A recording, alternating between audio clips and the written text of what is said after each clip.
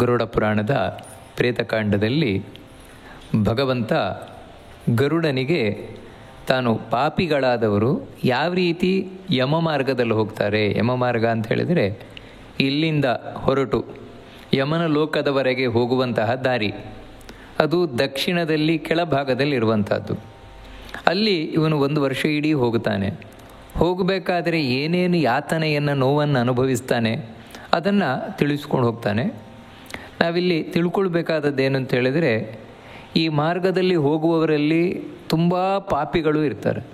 ತುಂಬ ಪಾಪಿಗಳು ಅಂತ ಹೇಳಿದರೆ ಪುಣ್ಯವೇ ಇಲ್ಲದೆ ಇರುವಂಥವರು, ಕೇವಲ ಪಾಪ ಮಾತ್ರ ಮಾಡಿದವರು. ಇನ್ನು ಕೆಲವರು ಯಾವ ರೀತಿ ಇರ್ತಾರೆ ಅಂತ ಹೇಳಿದರೆ, ಸ್ವಲ್ಪ ಪುಣ್ಯ ಮಾಡಿದವರು, ಹೆಚ್ಚು ಪಾಪ ಮಾಡಿದವರು ಅಂಥವರು ಇರ್ತಾರೆ. ಇನ್ನು ಯಾರು ಪುಣ್ಯ ತುಂಬ ಮಾಡಿದ್ದಾರೆ, ಸ್ವಲ್ಪ ಪಾಪ ಮಾಡಿದ್ದಾರೆ ಅಂಥವ್ರ ಕಥೆ ಬೇರೆ ಇದೆ. ಇನ್ನು ಪುಣ್ಯವೇ ಯಾರು ಮಾಡಿದ್ದಾರೋ ಅವ್ರ ಕಥೆಯೂ ಬೇರೆ ಇದೆ. ಇದೇನು ಅಂತ ಹೇಳಿದರೆ, ಇಲ್ಲಿ ಇವಾಗ ಹೇಳ್ತಾ ಇರುವಂಥದ್ದು ಪಾಪಿಗಳು ಅಂತ ಹೇಳಿದರೆ ಹೆಚ್ಚು ಪಾಪ ಮಾಡಿದವರು, ಎಲ್ಲೋ ಸ್ವಲ್ಪ ಪುಣ್ಯ ಇದೆ ಅಷ್ಟೇ ಅವರಿಗೆ, ಅಂಥವರು ಯಮ ಮಾರ್ಗದಲ್ಲಿ ಮಹಾ ದುಃಖವನ್ನು ನಾವು ಅದನ್ನು ಹೋದ ಬಾರಿ ನೋಡಿದವು. ಅದನ್ನು ತಾವು ಅನುಭವಿಸ್ತಾ ಹೋಗ್ತಾರೆ. ಹಾಗೆ ಹೋಗುವ ಸಂದರ್ಭದಲ್ಲಿ ಅವನಿಗೆ ಪಶ್ಚಾತ್ತಾಪ ಆಗತ್ತಂತೆ. ಅಂದರೆ ಅಯ್ಯೋ ನಾನಿಂಥ ಪಾಪ ಮಾಡಿಬಿಟ್ನಲ್ವಾ ಅಂತ. ಶೋಚಂತಿ ಸ್ವಾನಿ ಕರ್ಮಾಣಿ ಗ್ಲಾನಿ ಗಚ್ಚಂತಿ ಜಂತವಃ ಗ್ಲಾನಿಂ ಗಚ್ಚಂತಿ ಜಂತವಃ ಅತೀವ ದುಃಖ ಸಂಪನ್ನ ಪ್ರಯಾಂತಿ ಯಮ ಮಂದಿರಂ. ತಾವು ಮಾಡಿದ ಕರ್ಮವನ್ನು ಅವಾಗ ತಾವು ಯೋಚನೆ ಮಾಡ್ತಾರಂತೆ. ನಾನು ಇಂಥ ಕೆಟ್ಟ ಕೆಲಸ ಮಾಡಿದ್ದೇನೆ, ಇಂಥ ಒಳ್ಳೆ ಕೆಲಸ ಮಾಡಿಲ್ಲ. ಅಂದರೆ ಹೀಗೆ ನಾನು ಕೆಟ್ಟದ್ದನ್ನು ಮಾಡಿದ್ದೇನೆ, ಒಳ್ಳೆಯದು ಮಾಡಿಲ್ಲ ಅಂತ ಅವನಿಗೆ ಕಾಣಿಸ್ತದೆ ಅಂತಾದರೂ ಕೂಡ ಸ್ವಲ್ಪ ಪುಣ್ಯ ಇದೆ ಅವನಿಗೆ ಅಂತ. ಯಾಕೆ ಅಂತ ಹೇಳಿದರೆ, ಯಾರಲ್ಲಿ ಪುಣ್ಯವೇ ಇಲ್ವೋ, 100ಕ್ಕೆ 100% ಪಾಪಿಯೋ, ಅವನಿಗೆ ಯಾವತ್ತೂ ನಾನು ಮಾಡಿದ ತಪ್ಪು ಅಂತ ಆಗುವುದೇ ಇಲ್ಲ. ಅವನಿಗೆ ನಾನು ಮಾಡಿದ ತಪ್ಪು ಅಂತ ಅವನಿಗೆ ಗೊತ್ತಾಗುವುದೇ ಇಲ್ಲ, ನಾನು ಸರಿ ಮಾಡಿಲ್ಲ ಅಂತ ಗೊತ್ತಾಗುವುದೇ ಇಲ್ಲ. ಉದಾಹರಣೆಗೆ ದುರ್ಯೋಧನ ಇದ್ದಾಗೆ, ದುರ್ಯೋಧನನಿಗೆ ಕಡೆತನಕವೂ ಕೂಡ ತಾನು ಮಾಡಿದ ತಪ್ಪು ಅಂತ ಗೊತ್ತಾಗಲೇ ಇಲ್ಲ. ಅವನಿಗೆ ಎಲ್ಲ ಕಳ್ಕೊಂಡ, ಸೋತೋದ, ತೊಡೆ ಮುರಿದು ಬಿದ್ದ, ನರಿ ನಾಯಿಗಳು ಮೂಸಿದ್ವು ಅವನನ್ನು. ಕಡೆಗೆ ಪ್ರಾಣ ಹೋಗಬೇಕಾದರೂ ಕೂಡ ಅವನು ಶಾಪ ಹಾಕಿದ್ದು ಕೃಷ್ಣನಿಗೆ, ಕೃಷ್ಣ ನೀನೇ ಕಾರಣ ಅಂತ. ಇಷ್ಟೂ ನಮ್ಮ 2 ಒಂದೇ ವಂಶದವರು ಹೊಡೆದಾಡಿಕೊಂಡು ಸಾಯಲಿಕ್ಕೆ ನೀನೇ ಕಾರಣ, ಅದಕ್ಕೋಸ್ಕರ ನೀನು ಪಾಪಿ ಅಂತ ಹೇಳಿ ಸತ್ತ ಹೊರತು ತಾನು ಪಾಪಿ ಅಂತ ಗೊತ್ತಾಗಲೇ ಇಲ್ಲ. ನಾನು ಪುಣ್ಯಾತ್ಮ ಅಂತಲೇ ಹೇಳಿ ಸತ್ತದ್ದವನು. ಧರ್ಮರಾಜನಿಗೆ ಹೇಳಲಿಕ್ಕೂ ಹೇಳಿದ್ದೆ, ನೋಡಿದೆಯಾ ನಾನು ಎಲ್ಲ ಅನುಭವಿಸಿದೆ, ಏನು ಅನುಭವಿಸಬೇಕು ಎಲ್ಲ ಅನುಭವಿಸಿ ಆಯಿತು, ಇನ್ನೇನು ಉಳಿದಿಲ್ಲ, ಏನೂ ಇಲ್ಲದೆ ಇರುವಂಥದ್ದು ನೀನು ಅನುಭವಿಸು ಅಂತ. ಯಾಕಂತ ಹೇಳಿದ್ರೆ ನಾನು ಸಮೃದ್ಧವಾಗಿದ್ದಾಗ, ಕುಟುಂಬದವರೆಲ್ಲ ಇದ್ದಾಗ, ಗುರುಗಳಿದ್ದಾಗ ನಾನು ಸುಖ ಅನುಭವಿಸಿದೆ, ಇನ್ನು ನೀನು ಅನುಭವಿಸ್ಬೇಕಾದ್ರೆ ಯಾರೂ ಇಲ್ಲ, ಈ ರೀತಿ ಹೇಳಿ ಸತ್ತ. ಅಂದರೆ ತನ್ನ ತಪ್ಪು ಅಂತ ಗೊತ್ತಾಗಲೇ ಇಲ್ಲ ಅವನಿಗೆ. ಆದರೆ ಯಾರಿಗೆ ಸ್ವಲ್ಪನಾದರೂ ಪುಣ್ಯ ಅಂಶ ಇರ್ತದೆ ಅಂಥ ವ್ಯಕ್ತಿಗಳಿಗೆ, ಅಂದರೆ ಹೆಚ್ಚು ಪಾಪ ಇರುವಂಥವ್ರು, ಆವಾಗ ಗೊತ್ತಾಗತ್ತಂತೆ, ನಾನು ಏನು ತಪ್ಪು ಮಾಡಿದ್ದೇನೆ ಅಂತ ಗೊತ್ತಾಗತ್ತೆ ಅವರಿಗೆ. ಗೊತ್ತಾಗಿ ತಾವು ತಥಾಚ ಸ ವ್ರಜನ್ಮಾರ್ಗೇ ಪುತ್ರ ಪೌತ್ರ ಇತಿ ಬ್ರುವನ್ ಆಹೇತಿ ಪ್ರರುದನ್ ನಿತ್ಯಂ ಮನುತಪ್ಯತಿ ಮಂದದೀ. ಆ ದಾರಿಯಲ್ಲಿ ಆ ಶಿಕ್ಷೆಯನ್ನು, ಕಷ್ಟವನ್ನು ಅನುಭವಿಸ್ತಾ ಅಯ್ಯೋ ಮಕ್ಕಳೇ ಅಂತ ಕರೀತಾನಂತೆ. ಅಯ್ಯೋ ಮಕ್ಕಳೇ, ಮೊಮ್ಮಕ್ಕಳೇ, ಹೆಂಡ್ತಿ ಅಂದರೆ ಏನು ಅಂದರೆ ಇನ್ನೂ ಆ ಪಾಶ ಹೋಗಿಲ್ಲ ಅವನಿಗೆ. ಇಲ್ಲಿಂದ ಹೊರಟಿದ್ದಾನೆ, ಇಲ್ಲಿಂದ ಹೊರಟು ಆ ಕಷ್ಟದ ಮಾರ್ಗದಲ್ಲಿ ಹೋಗ್ತಾ ಇದ್ದರೂ ಕೂಡ ಅವನಿಗೆ ಮನೆಯದ್ದೇ ನೆನಪು, ತನ್ನ ಹೆಂಡತಿ, ಮಕ್ಕಳು, ಮೊಮ್ಮಕ್ಕಳು ಅವರದ್ದೇ ನೆನಪು, ಅವರನ್ನೇ ಕರೀತಾನೆ. ವಾಸ್ತವಿಕವಾಗಿ ಅವರು ಬರಲ್ಲ, ಗೊತ್ತು, ಅವರ ಸಂಬಂಧ ಮುಗ್ದು ಹೋಗಿದೆ ಅವನಿಗೆ, ಇನ್ನಾಗಲ್ಲ ಆ ಸಂಬಂಧ. ಹಾಗಿದ್ದರೂ ಕೂಡ ಆ ಅಟ್ಯಾಚ್ಮೆಂಟ್ ಏನಿದೆ, ಅಟ್ಯಾಚ್ಮೆಂಟ್ ಅನ್ನುವಂಥದ್ದು ಅವರನ್ನು ಕೂಗುವಂತೆ ಮಾಡ್ತದೆ ಮತ್ತೆ. ಅಷ್ಟು ಮಾತ್ರ ಅಲ್ಲ, ತಾನು ಆ ದಾರಿಯಲ್ಲಿ ಅಯ್ಯೋ ಅಂತ ಅಳ್ತಾ ಕರಿತಾ ತನ್ನ ತಪ್ಪುಗಳನ್ನು ಆಗ ಯೋಚನೆ ಮಾಡ್ತಾನೆ. ಅದಕ್ಕೆ ಭಗವಂತ ಹೇಳ್ತಾನೆ ಮಂದಧೀಹಿ ಅಂತ, ಮೂರ್ಖ ಇವನೊಂದು. ಯಾಕೆ ಅಂತ ಹೇಳಿದ್ರೆ, ಬದುಕಿದ್ದಾಗಲೇ ಇದನ್ನು ಯೋಚನೆ ಮಾಡಿಬಿಟ್ಟಿದ್ರೆ ಅವನಿಗೆ ಈ ಕಷ್ಟನೇ ಬರ್ತಾ ಇರಲಿಲ್ವಲ್ಲ, ಇಷ್ಟೆಲ್ಲ ಕಷ್ಟ ಅನುಭವಿಸಬೇಕಾಗಿರಲಿಲ್ವಲ್ಲ, ಬರಲಿಲ್ಲ. ಬದುಕಿದ್ದಷ್ಟು ಕಾಲವೂ ಕೂಡ ತಾನು ಮಾಡಿದ ತಪ್ಪು ಅಂತ ಗೊತ್ತಾಗಲೇ ಇಲ್ಲ ಅವನಿಗೆ. ಈಗ ಇಷ್ಟು ಕಷ್ಟದ ಮೇಲೆ ಕಷ್ಟ ಅನುಭವಿಸ್ತಾ ಇರಬೇಕಾದರೆ ಆಗ ಅವನಿಗೆ ಒಳಗಿನಿಂದ ಕಾಣ್ತಾ ಇದೆ. ಏನು ಅಂತ ಹೇಳಿದರೆ, ಮಹತಾ ಪುಣ್ಯಯೋಗೇನ ಮಾನುಷಂ ಜನ್ಮ ಲಭ್ಯತೆ ತತ್ಪ್ರಾಪ್ಯ ನ ಕೃತೋ ಧರ್ಮ ಕೀದೃಶಂ ಹಿಮಯಾ ಕೃತಂ. ನಾನು ಏನು ಮಾಡಿದೆ ನೋಡಿ, ಇವಾಗ ಅವನೇ ವಿಮರ್ಶೆ ಮಾಡ್ಕೊಳ್ತಾನೆ. ಆ ದಾರಿಯಲ್ಲಿ ಕಷ್ಟವನ್ನು ಅನುಭವಿಸ್ತಾ ಹೋಗಬೇಕಾದ್ರೆ, ಹೌದು ಮನುಷ್ಯನಾಗಿ ಹುಟ್ಟಿ ನಾನು ಏನು ಮಾಡಿದೆ? ವಾಸ್ತವಿಕವಾಗಿ ಇವತ್ತು ಈ ಪ್ರೇತವಾಗಿ ನಾನು ಹೋಗಬೇಕಾದ್ರೆ, ಈ ಕಷ್ಟವನ್ನು ಅನುಭವಿಸಿಕೊಂಡು ಹೋಗಬೇಕಾಗಿದ್ರೆ ನನಗೆ ಗೊತ್ತಾಗ್ತಾ ಇದೆ, ಏಸು ಜನುಮದ ಸುಕೃತದ ಫಲವು ತಾನು ಜನಿಸಲಾಗಿ. ನಾನು ಮನುಷ್ಯನಾಗಿ ಹುಟ್ಟಿ ಬಂದಿದ್ದೆ ಅಲ್ವಾ, ಎಷ್ಟು ಜನ್ಮಗಳ ಪುಣ್ಯದಿಂದ ಅದು ಬಂದಿತ್ತು ಅಂತ ಇವತ್ತು ಅರ್ಥ ಆಗ್ತಾ ಇದೆ ನನಗೆ. ಮನುಷ್ಯನಾಗಿದ್ದಾಗ ಒಂದು ದಿನವೂ ಗೊತ್ತಾಗಲೇ ಇಲ್ಲ. ಈಗ ಯಾಕಂದರೆ ಅವಾಗ ಅಂಥ ಕಷ್ಟ ಇರೋಲ್ವಲ್ಲ. ಆದರೆ ಪ್ರೇತ ಜನ್ಮದಲ್ಲಿ ಕ್ಷಣಕ್ಕೂ ಕಷ್ಟವೇ. ಆ ದೇಹವೇ ಯಾತನಾ ದೇಹ. ಅದು ಅಂದರೆ ನೋವು ಕೊಡಲಿಕ್ಕೆ ಇರುವ ದೇಹ. ಅದಕ್ಕೆ ಸರಿಯಾಗಿ ಹೊರಗಿನಿಂದ ಬೇರೆ ನೋವು, ಈ ಯಮದೂತರಿಂದ ಎಲ್ಲ. ಇದನ್ನೆಲ್ಲ ನೋಡ್ತಾ, ಹೌದು ಮನುಷ್ಯ ಜನ್ಮ ಅನ್ನುವುದು ಎಷ್ಟು ಜನ್ಮಗಳ ಪುಣ್ಯದಿಂದ ಬಂದಿತ್ತು ನನಗೆ.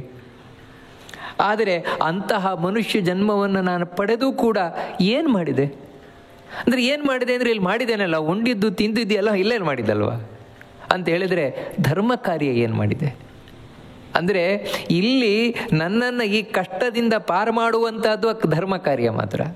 ಅಂತಹ ಧರ್ಮವನ್ನು ನಾನು ಏನು ಆಚರಣೆ ಮಾಡಿದೆ ಅಂತ ಅವನೇ ಪ್ರಶ್ನೆ ಮಾಡ್ಕೊಳ್ತಾನೆ. ಪ್ರಶ್ನೆ ಮಾತ್ರ, ಉತ್ತರ ಇಲ್ಲ. ಯಾಕಂತ ಹೇಳಿದ್ರೆ ಏನು ಮಾಡಿಲ್ಲ ಅವನು. ಅದಕ್ಕೆ ತಾನು ಹೇಳ್ತಾನೆ, ಮಯ ಅನದತ್ತಂ ನ ಹುತಂ ಹುತಾಶನೇ ತಪೋ ನ ತಪ್ತಂ ತ್ರಿದಶಾನ ಪೂಜಿತಾ ನ ತೀರ್ಥ ಸೇವಾ ವಿಹಿತ ವಿಧಾನತೋ ದೇಹಿನ್ ಕ್ವಚಿನ್ ನಿಸ್ತರಯಸ್ತ್ವಯಾ ಕೃತಂ. ತನಗೆ ತಾನೇ ಬೈಕೊಳ್ತಾನೆ, ತನಗೆ ತಾನೇ ಛಾಪ ಹಾಕೊಳ್ತಾನೆ. ಏ ಪಾಪಿ, ಏ ಜೀವ, ನೀನು ಏನು ಮಾಡಿದ್ದೆ ಅದನ್ನೇ ತಿನ್ನು ಅಂತ ಅವನಿಗೆ ಹೇಳ್ಕೊಳ್ತಾನೆ. ಅವನೇ, ನೀನು ಏನು ಮಾಡಿದ್ದೆ ಅದನ್ನೇ ತಿನ್ನು. ಯಾಕಂತ ಹೇಳಿದ್ರೆ ನೀನು ಮಾಡಿದ ಪಾಪದ್ದೇ ಫಲ ಇದು. ಏನು ಅಂಥದ್ದು ಏನು ಮಾಡಿದ್ದೆ ನಾನು ಬದುಕಿರುವಷ್ಟು ಕಾಲ ಅಂತ ಹೇಳಿದರೆ, ಅವನು ಹೇಳ್ತಾನೆ, ಒಬ್ಬರಿಗೆ ಒದ್ದು ಎತ್ತಿ ದಾನ ಕೊಡಲಿಲ್ಲ, ಕೈ ಎತ್ತಿ ದಾನ ಕೊಡಲಿಲ್ಲ. ದಾನ ಕೊಡಬೇಕು ಅನ್ನೋ ಮನಸ್ಸು ಬರಲೇ ಇಲ್ಲ, ದಾನ ಕೊಡಲೇ ಇಲ್ಲ. ಮತ್ತೇನೆಂದರೆ, ಸಂಪಾದನೆ ಮಾಡಿದ್ದು ಉಂಡಿದ್ದು ಅಷ್ಟೇ, ತಿನ್ನಲಿಕ್ಕೋಸ್ಕರವೇ ಇರುವುದು, ಕೊಡಲಿಕ್ಕಲ್ಲ. ಇಷ್ಟೇ ಜೀವನದಲ್ಲಿ ತಿಳ್ಕೊಂಡೆ. ಅಷ್ಟು ಮಾತ್ರ ಅಲ್ಲ, ಒಂದು ಹೋಮ ಏನನ್ನೂ ಮಾಡಲಿಲ್ಲ, ಮಾಡಿಸ್ಲೂ ಇಲ್ಲ. ಯಜ್ಞ ಯಾಗಾದಿಗಳನ್ನು ಮಾಡಿಸ್ಲೂ ಇಲ್ಲ, ದಾನ ಧರ್ಮಾದಿಗಳನ್ನು ಮಾಡಲೂ ಇಲ್ಲ. ಅಷ್ಟು ಮಾತ್ರ ಅಲ್ಲ, ಯಾವುದೇ ಒಂದು ತಪಸ್ಸನ್ನು ಆಚರಿಸಲೂ ಇಲ್ಲ. ತಪಸ್ಸು ಅಂತ ಹೇಳಿದ್ರೆ ದೇಹವನ್ನು ದಂಡಿಸುವಂಥದ್ದು. ಯಾಕಂದರೆ ದೇಹ ದಂಡನೆಯಿಂದ ಪಾಪ ಪರಿಹಾರ ಆಗ್ತದೆ. ಏಕಾದಶಿ ವ್ರತ, ಚಾತುರ್ಮಾಸ್ಯ ವ್ರತ, ಕೃಚ್ಛ ಚಾಂದ್ರಾಯಣಾದಿ ವ್ರತಗಳು, ವಿಷ್ಣು ಪಂಚಕ ಇಂತಾದ ಅನೇಕ ವ್ರತಗಳು. ಅದು ಯಾಕಂತ ಹೇಳಿದ್ರೆ ದೇಹಕ್ಕೆ ಕಷ್ಟ ಆಗತ್ತಲ್ವಾ, ಆ ಕಷ್ಟ ಆದದ್ರಿಂದಾಗಿ ಪಾಪ ಹೋಗುತ್ತದೆ. ಅಂದರೆ ಅದು ವಿಹಿತವಾಗಿರಬೇಕು. ಅದಕ್ಕೆ ಹೇಳ್ತಾರೆ, ತಪೋನ ತಪ್ತಂ ಅಂತ ವಿಹಿತಂ ಅಂತ ಹೇಳ್ತಾರೆ. ವಿಹಿತವಾದ ತಪಸ್ಸನ್ನು ನಾನು ಮಾಡಲಿಲ್ಲ. ಯಾಕೆ ವಿಹಿತವಾದ ತಪಸ್ಸು ಅಂತ ಹೇಳಿದ್ರೆ, ಹಾಗಿದ್ದರೆ ನಾವು ದೇಹಕ್ಕೆ ಕಷ್ಟ ಕೊಟ್ಟರೆ ಪಾಪ ಹೋಗುತ್ತೆ ಅಂತ ಹೇಳಿದ್ರೆ ಸುಮ್ಮನೆ ಪ್ರತಿದಿನವೂ ಉಪವಾಸ ಮಾಡ್ಕೊಂಡಿರೋಣ. ಯಾಕಂತ ಹೇಳಿದ್ರೆ ಉಪವಾಸ ಮಾಡಿದಷ್ಟು ನಮ್ಮ ಪಾಪ ಹೋಗ್ತಾ ಇರುತ್ತಲ್ವ. ಅದಕ್ಕೆ ನಮ್ಗೆ ಯಾವಾಗ ಪುರುಸೊತ್ತಿರುತ್ತೋ ಅವಾಗ ಉಪವಾಸ ಮಾಡೋದು, ದೇಹಕ್ಕೆ ಕಷ್ಟ ಕೊಡೋದು, ಸುಮ್ಮನೆ ದೇಹಕ್ಕೆ ಕಷ್ಟ ಕೊಡ್ತಾ ಇರೋದು. ಯಾಕಂದರೆ ಕಷ್ಟದಿಂದ ಪಾಪ ಹೋಗುತ್ತಲ್ವಾ ಅಂತ ಹೇಳಿದರೆ ಹಾಗೆಲ್ಲ ಹೋಗೋಲ್ಲ. ಮತ್ತು ವಿಹಿತ ಅದಕ್ಕೆ ಹೇಳಿದ್ದು, ಯಾವ ದಿನ ಮಾಡಿದರೆ ನಮ್ಮ ಪಾಪ ಹೋಗುತ್ತೋ ಅಂಥ ದಿನಗಳನ್ನೇ ಶಾಸ್ತ್ರ ಸೂಚನೆಯನ್ನು ಮಾಡೋದು. ಇವಾಗ ಏಕಾದಶಿ ದಿನದಲ್ಲೇ ನೀವು ಯಾಕೆ ಉಪವಾಸ ಮಾಡಿ ಅಂತ ಹೇಳ್ತಾರೆ. ಅದಕ್ಕೆ ದಶಮಿ ದಿನ ಹೇಳಲ್ಲ, ದ್ವಾದಶಿ ದಿನ ಹೇಳಲ್ಲ, ಏಕಾದಶಿ ಮಾತ್ರ. ಅದೂ ಕೂಡ ಹೇಗಂತ ಹೇಳಿದ್ರೆ ಸರಿಯಾಗಿ ಗಣಿತದಲ್ಲೇ ಲೆಕ್ಕಾಚಾರ ಮಾಡಿ ಅವತ್ತೇ ದಿನ ಮಾಡಿ. ಯಾಕಂತ ಹೇಳಿದ್ರೆ ಅವತ್ತು ಅಂಥ ಒಂದು ಪವರ್ ಇದೆ ಅವತ್ತಿನ ದಿನಕ್ಕೆ. ಆ ದಿನ ನೀವು ದೇಹವನ್ನು ಹೊಟ್ಟೆಯನ್ನು ಖಾಲಿ ಹಾಕಿದರೆ ನಿಮ್ಮ ಎಲ್ಲ ಪಾಪವನ್ನು ಸೆಳೆಯುವ ಶಕ್ತಿ ಅವತ್ತಿದೆ, ಆ ದಿನಕ್ಕಿದೆ. ಅದಕ್ಕಾಗಿಯೇ ಅವತ್ತೇ ಉಪವಾಸ ಮಾಡಿ ಅಂತ ಹೇಳೋದು. ಅದಕ್ಕಾಗಿ ಎಷ್ಟರ ಮಟ್ಟಿಗೆ ಅಂತ ಹೇಳಿದ್ರೆ ಅದಕ್ಕೆ ಸ್ವಲ್ಪವೂ ದಶಮಿ ಟಚ್ ಆಗಿರಬಾರ್ದು. ಇಷ್ಟೆಲ್ಲ ಯಾಕೆ ಹೇಳೋದು ಅಂದರೆ, ಸ್ವಲ್ಪ ಏಕಾದಶಿಗೆ ದಶಮಿ ಟಚ್ ಆಯಿತು ಅಂತ ಹೇಳಿದ್ರು ಅದರಲ್ಲಿ ಆ ಶಕ್ತಿ ಇರೋಲ್ಲ, ನಿಮ್ಮ ಪಾಪವನ್ನು ಕಳೆಯುವ ಶಕ್ತಿ ಇರೋಲ್ಲ ಅದಕ್ಕೆ. ಮತ್ತೇನೆಂದರೆ ಪಾಪವನ್ನೇ ತಂದುಕೊಡುವ ಶಕ್ತಿ ಬಂದ್ಬಿಡ್ತದೆ ಅದಕ್ಕೆ, ಅಂದರೆ ರಿವರ್ಸ್ ಆಗ್ತದೆ. ಇದೆಲ್ಲ ನಮ್ಮ ಶಾಸ್ತ್ರಜ್ಞರು, ನಮ್ಮ ಋಷಿಮುನಿಗಳು ಹಿಂದೆ ಅಷ್ಟು ಸೂಕ್ಷ್ಮವಾಗಿ ಯೋಚನೆ ಮಾಡಿ ಯಾವತ್ತು ಮಾಡಬೇಕೋ ಅವತ್ತೇ ಮಾಡಿದ್ದಾರೆ, ಅವತ್ತೇ ಹೇಳಿದ್ದಾರೆ. ಅದಕ್ಕೆ ಆ ರೀತಿ ಮಾಡದೇ ಇದ್ದರೆ ಪ್ರಯೋಜನ ಇಲ್ಲ. ಮತ್ತೇನೆಂದರೆ ಯಾವತ್ತೂ ನಾನು ಮಾಡಿದರೆ ಅದು ಉಪಯೋಗ ಇಲ್ಲ. ಅದಕ್ಕೆ ಅವಾಗ ಹೇಳ್ತಾನೆ, ಹೌದು ಶಾಸ್ತ್ರದಲ್ಲಿ ಹೇಳಿದ ರೀತಿಯಿಂದ ತಪಸ್ಸನ್ನು ಮಾಡಲಿಲ್ಲ ನಾನು, ದೇವತೆಗಳನ್ನು ಪೂಜಿಸ್ತಿಲ್ಲ, ಅಂದರೆ ದೇವತೆಗಳನ್ನು ಪೂಜಿಸುವುದು ಅಂತ ಹೇಳಿದರೆ ಅವರು ಭಗವಂತನ ವಿಷ್ಣುವಿನ ಪರಿವಾರ, ವಿಷ್ಣುವಿಗೆ ಸಂಬಂಧಪಟ್ಟವರು. ಈ ರೀತಿ ಆರಾಧನೆ ಮಾಡುವುದೇ ನಿಜವಾದ ದೇವತೆಗಳ ಆರಾಧನೆ. ಯಾಕಂತ ಹೇಳಿದರೆ ಶಾಸ್ತ್ರಗಳು, ವೇದಗಳು ಹೇಳುವಂತೆ ಎಲ್ಲ ದೇವತೆಗಳು ಕೂಡ ವಿಷ್ಣುವಿನ ಭಕ್ತರು. ಅಥೋ ದೇವ ಅವಂತುನೋ ಯಥೋ ವಿಷ್ಟರು ವಿಚಕ್ರಮೆ ಪೃಥಿವ್ಯಾ ಸಪ್ತಧಾಮಭಿ ಅಂತ ವೇದ ಸ್ಪಷ್ಟವಾಗಿ ಹೇಳ್ತಾ ಇದೆ. ಆ ರೀತಿ ನಾವು ವಿಷ್ಣುವಿನ ಭಕ್ತರು ದೇವತೆಗಳು ಅಂತ ತಿಳಿಯದೆ ಅವರವರೇ ಸ್ವತಂತ್ರರು ಎಲ್ಲರೂ ಕೂಡ ಸರ್ವೋತ್ತಮರಿಂದ ಈ ರೀತಿ ಪೂಜೆ ಮಾಡಿದರೆ ಅವಾಗ ಆ ದೇವತೆಗಳು ಬಂದು ಕೂರೋಲ್ಲ ಅಲ್ಲಿ. ಇದು ಭಗವದ್ಗೀತೆಯಲ್ಲಿ ಕೃಷ್ಣ ಸ್ಪಷ್ಟವಾಗಿ ಹೇಳಿದ ಮಾತು. ಮತ್ತೇನೆಂದರೆ ಅದೇ ಹೆಸರಿನ ಯಕ್ಷ, ರಾಕ್ಷಸರು, ಗಂಧರ್ವರು ಮುಂತಾದವರೆಲ್ಲ ಬಂದು ಕೂರ್ತಾರೆ ಆ ಪ್ರತಿಮೆಯ ಒಳಗೆ ಅಥವಾ ನೀವು ಮಾಡುವ ಪೂಜೆಯಲ್ಲಿ. ಯಾಕಂದರೆ ಅದೇ ಹೆಸರಿನ ದೈತ್ಯರು ಇದ್ದಾರೆ, ಅದೇ ಹೆಸರಿನ ಗಂಧರ್ವರು ಇದ್ದಾರೆ, ಅವರೆಲ್ಲ ಬಂದು ಕೂರ್ತಾರೆ, ದೇವತೆಗಳು ಬಂದು ಕೂರ್ಕೊಳ್ಳಲ್ಲ. ಅದರಿಂದ ಏನಾಯಿತು ಅಂದರೆ ಇವನು ಮಾಡಿದ ಪೂಜೆ ದೇವತಾ ಪೂಜೆ ಆಗಲೇ ಇಲ್ಲ. ಅದರಿಂದಾಗಿ ಇವನನ್ನು ನರಕದಿಂದ ಪಾರು ಮಾಡೋಲ್ಲ, ಇವನಿಗೆ ಪುಣ್ಯ ತಂದು ಕೊಡೋಲ್ಲ. ಮತ್ತೇನೆಂದರೆ ಇಲ್ಲಿಗೆ ಬೇಕಾಗಿದ್ದೇನು ಚಾರು ಚೂರು ಸಿಗ್ಬೋದು ಅಷ್ಟೇ, ಅವನಿಗೆ ಮೇಲೆಗೆ ಸತ್ತ ಮೇಲೆ ಬೇಕಾಗಿದ್ದೇನೂ ಸಿಗೋಲ್ಲ.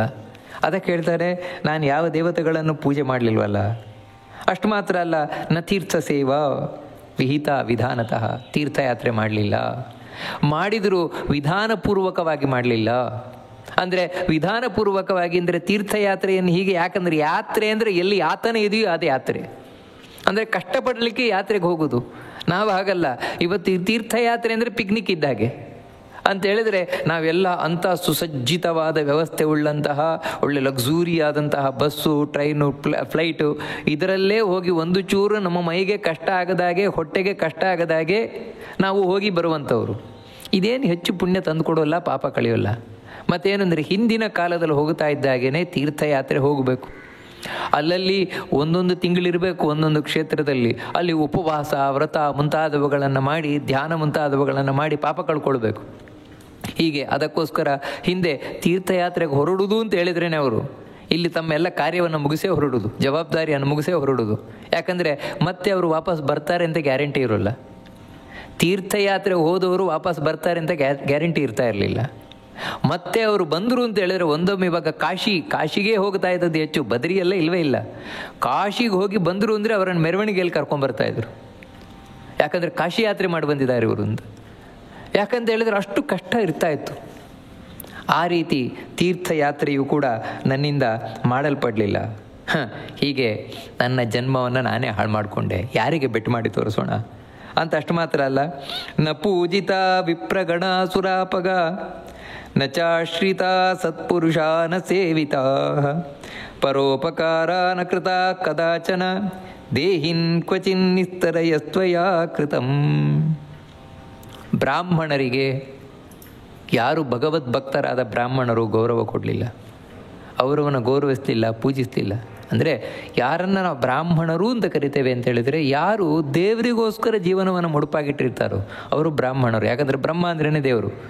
ಆ ಭಗವಂತನ ಕುರಿತು ಅಣತಿ ಹೋಗುವವರು, ಅವನ ಆರಾಧನೆ ಮಾಡ್ತಾ ಇರುವವರು, ಅಂಥವರನ್ನು ನಾನು ಗೌರವಿಸ್ತಿಲ್ಲ. ಇನ್ನು ಗಂಗೆಯನ್ನು ಸೇವಿಸ್ತಿಲ್ಲ. ಗಂಗೆ ನಮ್ಮ ಪಾಪ ಕಳೆಯುವುದರಲ್ಲಿ, ಯಾಕಂದ್ರೆ ಇದೆಲ್ಲ ಯಾಕೆ ಹೇಳ್ತಾ ಇರೋದು ಅಂದರೆ ನಮ್ಮ ಪಾಪ ಕಳೆಯುವುದರಲ್ಲಿ ಮುಖ್ಯ ಪಾತ್ರ ವಹಿಸುವಂಥವ್ರು ಒಬ್ಬರು ಬ್ರಾಹ್ಮಣರು. ಬ್ರಾಹ್ಮಣರನ್ನು ಯಾಕೆ ಗೌರವಿಸಬೇಕು ಅಂತ ಹೇಳಿದ್ರೆ ಅವರಿಗೋಸ್ಕರ ಅಲ್ಲ, ನಮಗೋಸ್ಕರ. ಯಾಕಂತ ಹೇಳಿದ್ರೆ ನಮ್ಮ ಪಾಪ ಕಳೆಯುವುದರಲ್ಲಿ ಅವರು ಪ್ರಮುಖವಾದ ಪಾತ್ರವನ್ನು ವಹಿಸ್ತಾರೆ. ಅವರಿಗೆ ನಮಸ್ಕಾರ ಮಾಡುವುದರಿಂದ, ಅವರಿಗೆ ದಾನ ಕೊಡುವುದರಿಂದ, ಅವರ ಹತ್ರ ನಾವೇನಾದರೂ ಕೇಳುವುದ್ರೆ ಈ ರೀತಿ ಪ್ರತಿಯೊಂದರಿಂದಲೂ ನಮ್ಮ ಪಾಪ ಕಳೀತಾರೆ ಅವರು. ನಮಸ್ಕಾರ ಮಾಡಿದರೆ ನಮ್ಮ ಪಾಪ ಪರಿಹಾರ ಮಾಡ್ತಾರೆ, ದಾನ ತಗೊಂಡು ನಮ್ಮ ಪಾಪ ಪರಿಹಾರ ಮಾಡ್ತಾರೆ, ಯಜ್ಞ ಯಾಗಾದಿಗಳನ್ನು ಮಾಡಿಸಿ ಪಾಪ ಪರಿಹಾರ ಮಾಡ್ತಾರೆ. ಕಡೆಗೆ ಏನು ಬೇಡ, ಅವರು ಬಾಯಿಂದ ಒಳ್ಳೆ ಮಾತು ಹೇಳಿದರೆ ಸಾಕು, ನಿಮಗೆ ಒಳ್ಳೇದಾಗಲಪ್ಪ ಅಂತ. ಯಾಕಂದರೆ ಅವರು ದೇವರ ಆರಾಧನೆ ಮಾಡುವುದರಿಂದಾಗಿ ಆ ಮಾತಿನಿಂದ ನಮ್ಮ ಪಾಪ ಹೋಗ್ತದೆ. ಆದರೆ ಅಂಥ ಬ್ರಾಹ್ಮಣರಿಗೆ ಗೌರವವನ್ನೇ ಕೊಡಲಿಲ್ಲ, ಭಗವದ್ಭಕ್ತರಿಗೆ ಗೌರವವನ್ನೇ ಕೊಡಲಿಲ್ಲ ನಾನು. ಗಂಗೆ ಕೂಡ ಅಷ್ಟೇ. ಗಂಗೆಯಲ್ಲಿ ಮೇಯುವುದರಿಂದ, ಗಂಗೆಯನ್ನು ನೋಡುವುದರಿಂದ, ಕಡೆಗೆ ಏನು ಬೇಡ, ನನ್ನ ಮನೆಯಲ್ಲೇ ಕೂತು ಪ್ರತಿದಿನವೂ ಗಂಗಾ ಗಂಗೇತಿ ಯೋ ಬ್ರೂಯಾತ್ ಯೋಜನಾನಾಂ ಶತೈರಪಿ ಅಂತ ಹೇಳಿದಾಗೆ ಪ್ರತಿದಿನ ಸ್ನಾನ ಮಾಡಬೇಕಾದ್ರೆ ಗಂಗೆಯೇ ಗಂಗೆ ಮಾಂ ಪುನೀಹಿ, ಗಂಗೆ ನನ್ನನ್ನು ಪವಿತ್ರ ಮಾಡಮ್ಮ ಅಂತ ಹೇಳಿ ನಾವು ಒಂದು ಚೊಂಬು ನೀರು ಹಾಕ್ಕೊಂಡ್ರೂ ಕೂಡ ನಮ್ಮನ್ನು ಪವಿತ್ರ ಮಾಡ್ತಾಳೆ. ಅಷ್ಟೂ ನಾನು ಮಾಡಲಿಲ್ಲ. ಗಂಗೆಯ ಒಂದೇ ಒಂದು ಸ್ಮರಣೆಯೂ ನನ್ನ ಬಾಯಿಂದ ಬರಲಿಲ್ಲ. ಅಷ್ಟು ಮಾತ್ರ ಅಲ್ಲ, ಯಾರು ಸತ್ಪುರುಷರಿದ್ದಾರೆ, ಸಜ್ಜನರು, ಸತ್ಪುರುಷರು, ಜ್ಞಾನಿಗಳು, ಅವ್ರ ಸಹವಾಸವೇ ಇಲ್ಲ ನನಗೆ, ಅವ್ರ ಹತ್ರ ಹೋಗೋದೇ ಇಲ್ಲ. ಮತ್ತು ಎಲ್ಲ ದುಷ್ಟ ಸಹವಾಸವೇ, ದುಷ್ಟರೊಟ್ಟಿಗೆ ಇದ್ದದ್ದು. ಒಳ್ಳೆಯವರನ್ನು ಕಂಡ್ರೇ ಆಗೋಲ್ಲ, ಅವ್ರಿಗೆ ಗೇಲಿ ಮಾಡೋದು. ನೋಡಿದ ಅವನ ಕತೆ ಏನು? ಯಾವಾಗ ನೋಡಿದ್ರು ಮೂಗಿಡ್ಕೊಂಡು ಕೂತಿರ್ತಾನೆ, ಯಾವಾಗಲೂ ದೇವರು ಪುರಾಣ ಇದರಲ್ಲೇ ಇರ್ತಾರೆ, ಏನು ಇದರಲ್ಲಿ ಬಿಡ್ರಪ್ಪ, ಈ ರೀತಿ ಅವ್ರಿಗೆ ಗೇಲಿ ಮಾಡೋದು, ತಮಾಷೆ ಮಾಡೋದು. ಎಲ್ಲಿವರೆಗೆ ಅಂದರೆ ನಾನಂತೂ ಅವರು ಸಹವಾಸ ಮಾಡಿಲ್ಲ, ಯಾರು ಅವರು ಸಹವಾಸ ಮಾಡ್ತಾರೆ ಸತ್ಪುರುಷರದ್ದು ಅವರನ್ನು ಗೇಲಿ ಮಾಡುವಂಥದ್ದು. ಈ ರೀತಿ ಮಾಡಿ ನಾನು ಬದುಕಿದ್ದೇನೆ. ಅಷ್ಟು ಮಾತ್ರ ಅಲ್ಲ, ಯಾರಿಗೆ ಒಂದು ಉಪಕಾರವನ್ನು ಮಾಡಲಿಲ್ಲ, ಒಂದೇ ಒಂದು ಉಪಕಾರ ಮಾಡಲಿಲ್ಲ.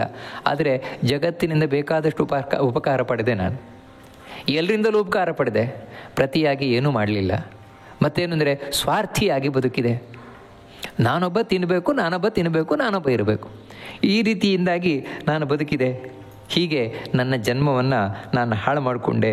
ಇನ್ಯಾರಿಗೆ ಹೇಳೋಣ? ನಾನು ಮಾಡಿದ್ದೆ ನಾನು ತಿನ್ನುವುದಷ್ಟೇ ಅಂತ ತನಗೆ ತಾನೇ ಹೇಳ್ಕೊಳ್ತಾನೆ. ಅಷ್ಟು ಮಾತ್ರ ಅಲ್ಲ, ಜಲಾಶಯೋ ನೈವ ಕೃತೋ ಹಿ ನಿರ್ಜಲೇ ಮನುಷ್ಯ ಹೇತೋ ಪಶು ಪಕ್ಷಿ ಹೇತವೇ ಗೋ ವಿಪ್ರವೃತ್ಯರ್ಥ ಕರ್ಮಕಾರಿ ನಣ್ಮಪಿ ದೇಹಿನ್ ಕ್ವಚಿನ್ ನಿಸ್ತರಯಸ್ತ್ವಯಾ ಕೃತಂ. ದೇವರು ಬೇಕಾದಷ್ಟು ಕೊಟ್ಟಿದ್ದ, ದುಡ್ಡೆಲ್ಲ ಕೊಟ್ಟಿದ್ದ. ನನಗೆ ನೋಡಬೇಕಾದ್ರೆ ಬೇಸಿಗೆಯಲ್ಲಿ ನೀರಿಲ್ಲದೆ ಒದ್ದಾಡ್ತಾ ಇದ್ರು ಸುಮಾರು ಜನ. ಒಂದು ಬಾವಿ ಕಟ್ಸೋಣ, ಒಂದು ಸರೋವರ ಕಟ್ಸೋಣ, ಒಂದು ಕೆರೆ ಕಟ್ಸೋಣ, ಏನೂ ಮಾಡಲಿಲ್ಲ. ಅಂದರೆ ಒಂದು ಜನರಿಗೆ ಉಪಕಾರಕ್ಕಾಗಿ ನೀರಿನ ಜಲಾಶಯವನ್ನು ನಾನು ಕಟ್ಟಲಿಲ್ಲ. ಇಲ್ಲರಿ, ನಮ್ಮ ಹತ್ರ ದುಡ್ಡೆಲ್ಲ ಇದ್ದಿದ್ರೆ ನಾವು ಮಾಡ್ತಾ ಇದ್ವು, ಅದೇನಿಲ್ಲ. ಏನಿಲ್ಲಪ್ಪ, ಬರೀ ಒಂದು ಮನುಷ್ಯರಿಗೆ, ಒಂದು ಪಶು ಪಕ್ಷಿಗಳಿಗೆ, ಅವುಗಳಿಗಾದರೂ ಕೂಡ ಒಂದು ನೀರಿನ ವ್ಯವಸ್ಥೆ ಮಾಡಿದ್ಯಾ, ಒಂದು ನೀರು ಕೊಟ್ಟಿಯಾ? ನೋಡಿ, ಬೇಸಿಗೆ ಅಂತ ಹೇಳಿದ್ರೆ ನಮಗೆ ಮಾತ್ರ ಬಾಯಾರಿಕೆ ಆಗೋದಲ್ಲ, ಮತ್ತು ಪಶು ಪಕ್ಷಿಗಳಿಗೂ ಬಾಯಾರಿಕೆ ಆಗುತ್ತೆ. ಅದಕ್ಕೋಸ್ಕರ ಮನೆ ಮುಂದೆ ಒಂಚೂರು ನೀರಾದರೂ ಇಡೋದಪ್ಪ, ಯಾವುದೊಂದು ಪಾತ್ರೆಯಲ್ಲಿ ನೀರಾದರೂ ಇಡೋದು. ಯಾವುದೋ ಪ್ರಾಣಿಗಳಾದರೂ ಕುಡ್ಕೊಂಡು ಹೋಗ್ತವೆ, ಪಕ್ಷಿಗಳಾದರೂ ಕುಡ್ಕೊಂಡು ಹೋಗ್ತವೆ. ಹಿಂದೆ ಅಂಥ ವ್ಯವಸ್ಥೆಗಳೆಲ್ಲ ಇರ್ತಾ ಇತ್ತು. ಆದರೆ ನಾನು ಅದೇನೂ ಮಾಡಲಿಲ್ಲ. ಒಂದು ಚೂರು ಒಬ್ಬರಿಗೆ ನೀರು ಕೊಡಲಿಲ್ಲ, ಒಬ್ರಿಗೆ ಅನ್ನ ಕೊಡಲಿಲ್ಲ ನಾನು. ಇನ್ನು ಗೋ ಸೇವೆ ಇಲ್ಲವೇ ಇಲ್ಲ, ಬ್ರಾಹ್ಮಣ ಸೇವೆ ಮಾಡಲೇ ಇಲ್ಲ, ಏನೂ ಮಾಡಲಿಲ್ಲ ನಾನು. ಇನ್ನು ಹೇಗೆ ನನಗೆ ಈ ರೀತಿ ದೇಹಿನ್ ಅಂತ ತನಗೆ ತಾನೇ ಬೈಕೊಳ್ತಾನೆ. ನೋಡು, ಅಂಥ ದೇಹ ಪಡೆದಿದ್ಯಾ, ದೇಹ ಪಡೆದ್ರೂ ಏನೂ ಮಾಡೋದಿಲ್ವಲ್ಲ, ಅದಕ್ಕೆ ಅದರ ಫಲ ಅನುಭವಿಸು. ಪುಣ್ಯ ಮಾಡಲಿಲ್ಲ, ಪಾಪ ಮಾಡಿದ್ಯಾ, ಅದರ ಫಲ ಅನುಭವಿಸು. ನ ನಿತ್ಯದಾನಂ ನ ಗವಾನ್ಹಿಕಂ ಕೃತಂ ನ ವೇದಶಾಸ್ತ್ರಾರ್ಥವಚ ಪ್ರಮಾಣಿತಂ ಶ್ರುತಂ ಪುರಾಣಂ ನದ ಪೂಜಿತೋಜ್ಞೋ ದೇಹಿನ್ ಕ್ವಚಿನ್ ನಿಸ್ತರಯಸ್ತ್ವಯಾ ಕೃತಂ. ನಿತ್ಯ ದಾನ, ಏನು ಸಾಧ್ಯ ಉಂಟು ಅದು ದಾನ ಮಾಡೋದಪ್ಪ. ದಾನ ಅಂತ ಹೇಳಿದ್ರೆ ಯಾರಿಗೆ ಅವಶ್ಯಕತೆ ಇದೆ ಅವ್ರಿಗೆ ಕೊಡೋದು, ಒಳ್ಳೆಯವರಿಗೆ. ಮಾಡಲಿಲ್ಲ. ಇನ್ನು ಗೋವಿಗೆ, ಹಸುವಿಗೆ ಒಂದು ದಿನ ಗೋಗ್ರಾಸ ಅಂದರೆ ಹಸುವಿಗೆ ಆಹಾರ ಕೊಡಲಿಲ್ಲ. ಒಂದು ದಿನ, ಅದಕ್ಕೆ ಎಲ್ಲಿವರೆಗೆ ಅಂದರೆ ಪ್ರತಿದಿನವೂ ನಾವು ತಿನ್ನುವುದಕ್ಕಿಂತ ಮುಂಚೆ ಹಸುವಿಗೊಂದು ಕೊಟ್ಟು ತಿನ್ನಬೇಕು ಅಂತ. ಇಲ್ಲವೇ ಇಲ್ಲ, ಹಸುವಿಗೆ ಗೋಗ್ರಾಸ ಕೊಡಲಿಲ್ಲ, ಯಾರಿಗೂ ದಾನ ಮಾಡಲಿಲ್ಲ. ಇನ್ನು ವೇದ, ಶಾಸ್ತ್ರ, ಪುರಾಣ ಇವುಗಳ ಮಾತು ಇವು ನಂಬಲೇ ಇಲ್ಲ. ಇದೆಲ್ಲ ಸತ್ಯ ಅಂತ ನಂಬಲೇ ಇಲ್ಲ, ಎಲ್ಲ ಅಜ್ಜಿ ಕತೆ, ಇದೆಲ್ಲ ಬರೀ ಸುಳ್ಳು, ಈ ರೀತಿ ಹೇಳ್ಕೊಂಡು ಕೂತೆ.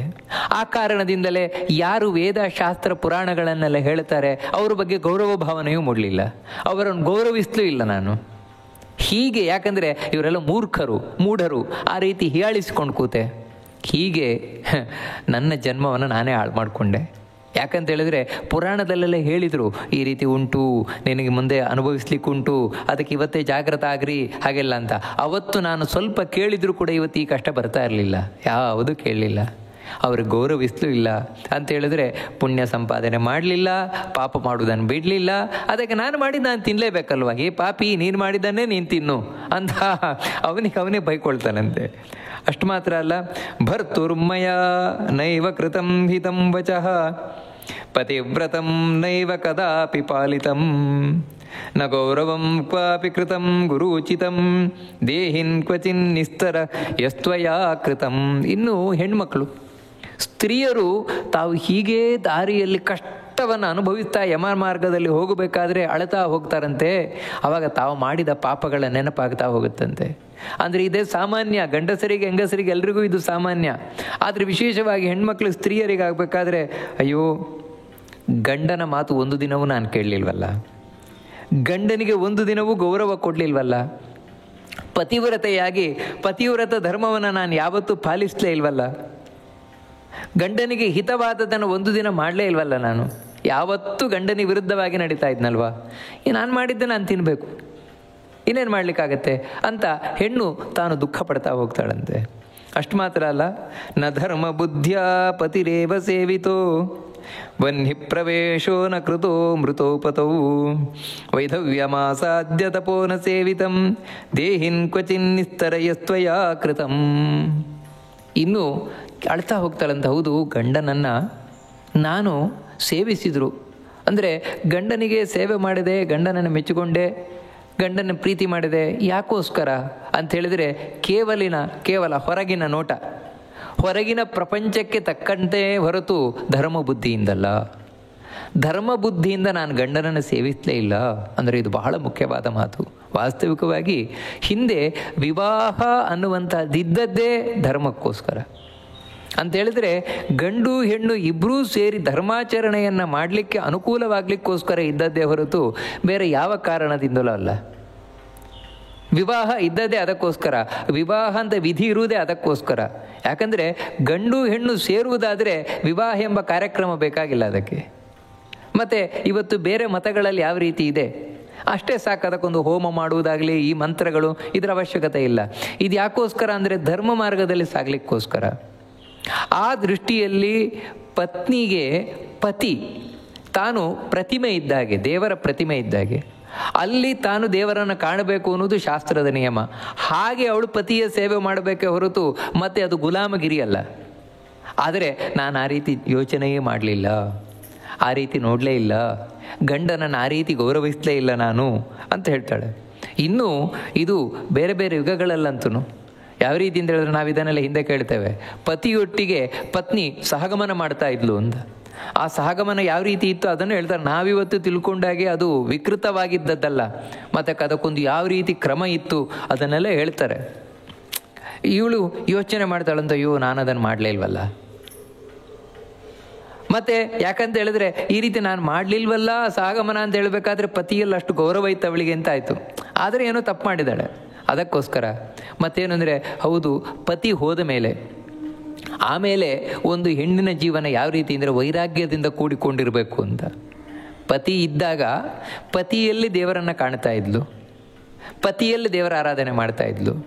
ಪತಿ ಮರಣ ಹೊಂದಿದ ಮೇಲೆ ಆಮೇಲೆ ತಾನು ವೈರಾಗ್ಯದಿಂದ ಯಾವ ರೀತಿ ಸನ್ಯಾಸಿಗಳು ಇರ್ತಾರೆ ಆ ರೀತಿ ತಾನು ಬದುಕಬೇಕಾದದ್ದು. ದೇವರ ಧ್ಯಾನವನ್ನು ಮಾಡ್ತಾ ಇಲ್ಲಿಯ ಎಲ್ಲ ಸುಖ ಭೋಗಗಳನ್ನು ತೊರೆದು, ಅಲಂಕಾರವನ್ನೆಲ್ಲ ತೊರೆದು ತಾನು ದೇವರಿಗೋಸ್ಕರ ಜೀವನವನ್ನು ಮುಡುಪಾಗಿರಬೇಕಾದದ್ದು, ಸಂಸಾರದಿಂದ ವಿರಕ್ತರಾಗಿ ಅಂತ. ನಾನು ಆ ರೀತಿ ಇದನ್ನೇ ವೈಧವ್ಯ ಅಂತ ಕರೆಯುವಂಥದ್ದು. ನಾನು ಆ ಧರ್ಮವನ್ನು ಪಾಲನೆ ಮಾಡಲೇ ಇಲ್ಲ, ವೈಧರ್ಮ್ಯ ಧರ್ಮವನ್ನು ಪಾಲನೆ ಮಾಡಲೇ ಇಲ್ಲ. ಹೀಗೆ ಮನುಷ್ಯ ಜನ್ಮ ನಿಜವಾಗಲೂ ಕೂಡ ಪುಣ್ಯ ಸಂಪಾದನೆ ಮಾಡಲಿಕ್ಕೆ, ಧರ್ಮ ಪಾಪ ಕಳ್ಕೊಳ್ಳಿಕ್ಕಿರುವಂಥದ್ದು. ನಾನಂಥ ಮನುಷ್ಯ ಜನ್ಮವನ್ನು ಹಾಳು ಮಾಡ್ಕೊಂಡ್ಬಿಟ್ಟೆ, ಅದರ ಫಲ ಇವಾಗ ಅನುಭವಿಸ್ಬೇಕಷ್ಟೇ ಅಂತ ತನಗೆ ತಾನೇ ಬೈಕೊಳ್ತಾಳಂತೆ. ಇನ್ನು ಮಾಸೋಪವಾಸೈರ್ನ ವಿಶೋಷಿತಮ್ಮಯ ಚಾಂದ್ರಾಯಣೈರ್ವಾ ನಿಯಮೈ ಸವಿಸ್ತರೈ ನಾರೀ ಶರೀರಂ ಬಹು ದುಃಖ ಭಾಜನಂ ಲಬ್ಧಂ ಮಯಾ ಪೂರ್ವಕೃತೈರ್ವಿಕರ್ಮಭಿ. ನಾನು ಇನ್ನು ವ್ರತ ಉಪವಾಸ ಮುಂತಾದವುಗಳನ್ನು ಮಾಡಲೇ ಇಲ್ಲ, ತುಂಬ ಕಠಿಣವಾದ ವ್ರತ ಉಪವಾಸಗಳನ್ನೆಲ್ಲ ಮಾಡಲೇ ಇಲ್ಲ. ಮತ್ತೇನು ಅಂತ ಹೇಳಿದರೆ ಕಡೆ ತನಕವೂ ಕೂಡ ತಿನ್ಕೊಂಡು ಉಣ್ಕೊಂಡು ಸುಖವಾಗಿದ್ದುಬಿಟ್ಟೆ ನಾನು. ವಾಸ್ತವಿಕವಾಗಿ ಈ ಸ್ತ್ರೀಜನ್ಮ ಅನ್ನೋದು ಎಷ್ಟು ಕಷ್ಟ ಇರುತ್ತದೆ. ಇಂತಹ ಕಷ್ಟ ಆಗಿರುವಂತಹ ಸ್ತ್ರೀಜನ್ಮ ಅಲ್ಲಿ ಬಂದೂ ಕೂಡ ನಾನು ಏನೂ ಮಾಡದೆ ಹೋಗ್ಬಿಟ್ನಲ್ವ. ಇಲ್ಲಿ ನಾವೇನೊಂದು ತಿಳ್ಕೊಳ್ಬೇಕಾದದ್ದು ಅಂತ ಹೇಳಿದ್ರೆ ಪೂರ್ವಕೃತೈರ್ವಿಕರ್ಮಭಿ ಅಂತ ಇಲ್ಲೊಂದು ಮಾತು ಬರುತ್ತೆ. ನಾನು ಹಿಂದಿನ ಪಾಪದಿಂದಾಗಿ ಈ ಜನ್ಮದಲ್ಲಿ ಹೆಣ್ಣಾಗಿ ಹುಟ್ಟು ಬಂದಿದ್ದೇನೆ ಅಂತ. ಹಾಗಿದ್ರೆ ಹೆಣ್ಣಾಗಿ ಬರುವಂಥದ್ದು ಪಾಪದಿಂದ ಅಂತ ಹೇಳುವಂಥ ಒಂದು ಸಂಶಯ ಬರಲಿಕ್ಕೆ ಸಾಧ್ಯತೆ ಉಂಟು.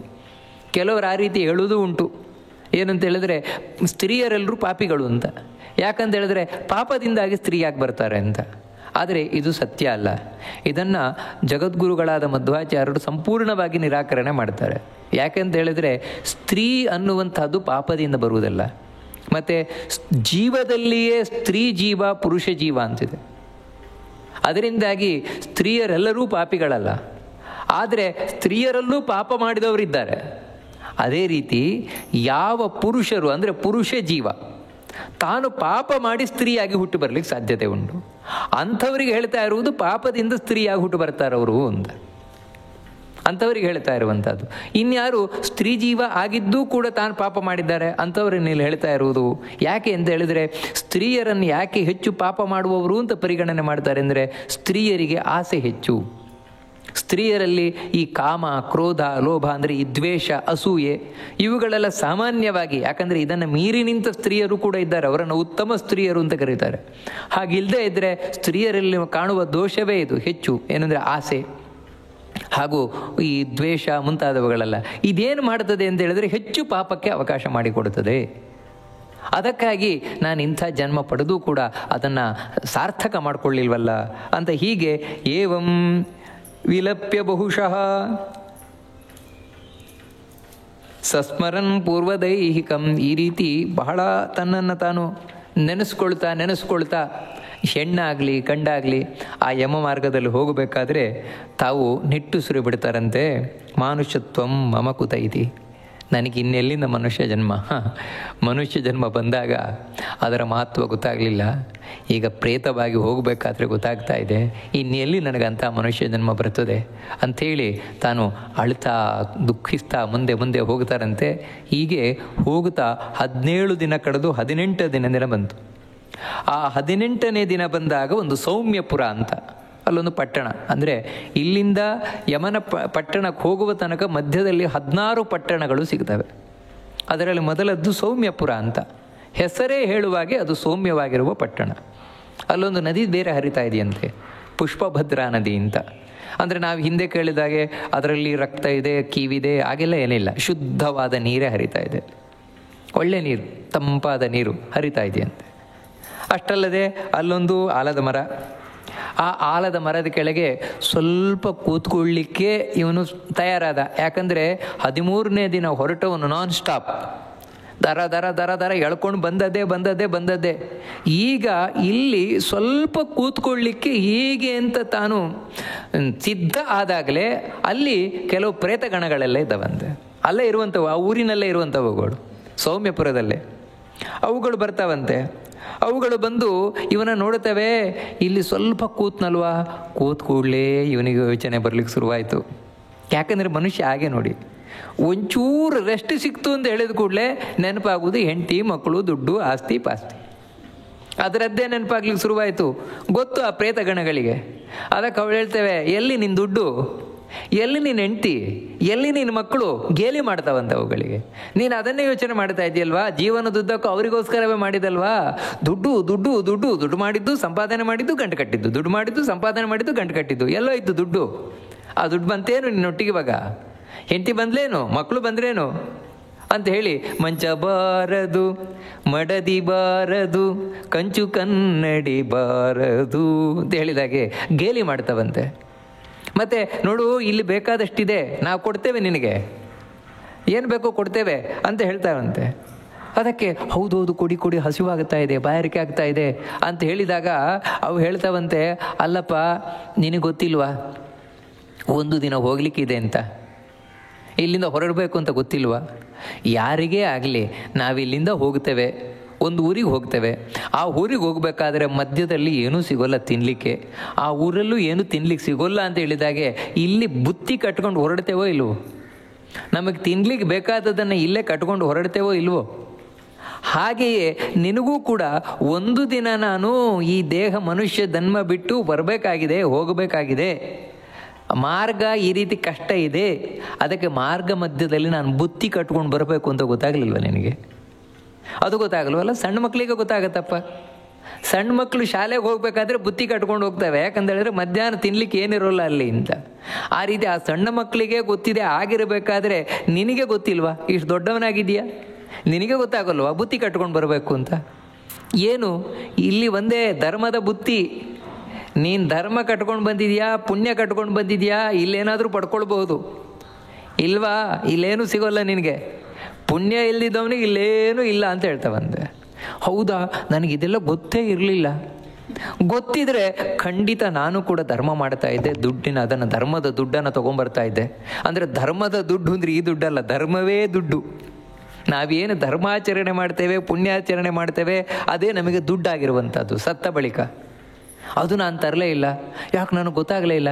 ಯಾಕೆ ಗೊತ್ತಾಗಲಿಲ್ಲ? ಕೇಳಬೇಕಿತ್ತು, ಗರುಡ ಪುರಾಣ ಕೇಳಬೇಕಿತ್ತು, ಶಾಸ್ತ್ರ ಕೇಳಬೇಕಿತ್ತು. ಅದಕ್ಕೆ ತಾನೇ ಹೇಳಿರುವುದು.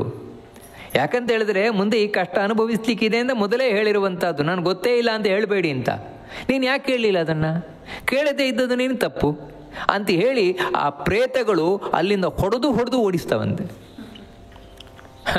ನೋಡಿ, ಏನಾದರೂ ಒಂಚೂರು ಪುಣ್ಯ ಇತ್ತು ಅವನ ಹತ್ರ ಅಂತ ಹೇಳಿದ್ರೆ, ಅಂದರೆ ಅಲ್ಲಿ ಬೇಕಾದ ಸುಖವನ್ನು ಪಡೀಲಿಕ್ಕೆ ಎಷ್ಟು ಪುಣ್ಯ ಇಲ್ಲ ಅವನ ಹತ್ರ, ಆದರೆ ಸ್ವಲ್ಪ ಪುಣ್ಯ ಇದೆ. ಎಷ್ಟು ಅಂದರೆ ಇಲ್ಲಿ ಮಕ್ಕಳು ತಿಂಗಳಿಗೊಂದು ಮಾಸಿಕ ಆದರೂ ಆಗ್ತಾರೆ. ಅಂದರೆ ತಿಂಗಳು ಅವನಿಗೊಂದು ಪಿಂಡದಾನ ಆದರೂ ಮಾಡಿದ್ರು ಅಂದರೆ ಸತ್ತ ಮೇಲೆ ಆ ಮೊದಲನೆಯ ಮಾಸಿಕ ಏನಿದೆ ಅದರ ಪಿಂಡದ ಫಲ ಅಂದರೆ ಅನ್ನದ ಉಂಡೆನೇ ಅಲ್ಲಿಗೆ ಹೋಗಲ್ಲ. ಮತ್ತೇನೆಂದರೆ ಅವನಿಗೆ ಎಂಥ ಆಹಾರ ಬೇಕೋ ಆ ಆಹಾರವನ್ನು ದೇವತೆಗಳನ್ನು ಒದಗಿಸ್ತಾರೆ. ಇಲ್ಲಿ ನಾವು ಆ ದೇವತೆಗಳನ್ನು ಉದ್ದೇಶದಿಂದ ಅವನ ಹೆಸರು ಹೇಳಿ ನಾವೇನಿಲ್ಲೇ ಇಡ್ತೇವೆ, ಇದರ ಫಲವನ್ನು ಅಲ್ಲಿ ಉಣಿಸ್ತಾರೆ. ಸ್ವಲ್ಪ ತೃಪ್ತಿ ಆಯ್ತಂತೆ. ಹಸಿವು ಬಾಯಾರಿಗೆ ಅಂತ ಒದ್ದಾಡ್ತಾ ಇದ್ದವನಿಗೆ ಸ್ವಲ್ಪ ತೃಪ್ತಿ ಆಯಿತು. ಇಲ್ಲೇನು ಎಳ್ಳು ನೀರು ಬಿಟ್ಟಿರ್ತಾರೆ ತರ್ಪಣ ಅಂತ, ಅದೇ ಅವನಿಗೆ ನೀರಲ್ಲಿ, ಅವನಿಗೆ ಬೇಕಾದಾಗ ನೀರು, ಸ್ವಲ್ಪ ಸಂತೃಪ್ತಿ ಆಯ್ತಂತೆ. ಅಷ್ಟಾದ ಕೂಡಲೇ ಅಲ್ಲಿಂದ ಕಳ್ಕೊಂಡು ಹೊರಟರು. ಮತ್ತೆ ಇರಲಿಕ್ಕಿಲ್ಲ. ಅಲ್ಲಿಂದ ಮತ್ತೆ ಮುಂದೆ ಹೋಗ್ತಾ ಇದ್ದಾನಂತೆ. ಹೋಗ್ತಾ 1.5 ತಿಂಗಳಾಗಬೇಕಾದ್ರೆ ಸೌರಿಪುರ ಅಂತ ಅಲ್ಲಿಗೆ ಹೋಗ್ತಾನೆ.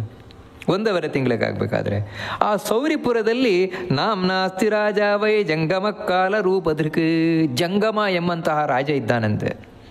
ಭಯಂಕರವಾಗಿದ್ದಾನಂತೆ ಅವನು. ಅವನನ್ನು ನೋಡಿಯೇ ಇವನು ಹೆದರ್ಕೊಂಡ್ಬಿಡ್ತಾನಂತೆ. ಹೆದರ್ಕೊಂಡು ಅಲ್ಲಿ ವಿಶ್ರಾಂತಿಗೆ ಸ್ವಲ್ಪ ಕೂತ್ಕೊಳ್ಬೇಕು. ಯಾಕಂತ ಹೇಳಿದ್ರೆ ಇಲ್ಲಿಂದ ಹೊರಟವನು ಆ ಸೌಮ್ಯಪುರದಿಂದ ಆಮೇಲೆ ನಾನ್ ಸ್ಟಾಪೇ ಹೋಗ್ತಾನೆ ಇದ್ದಾನೆ.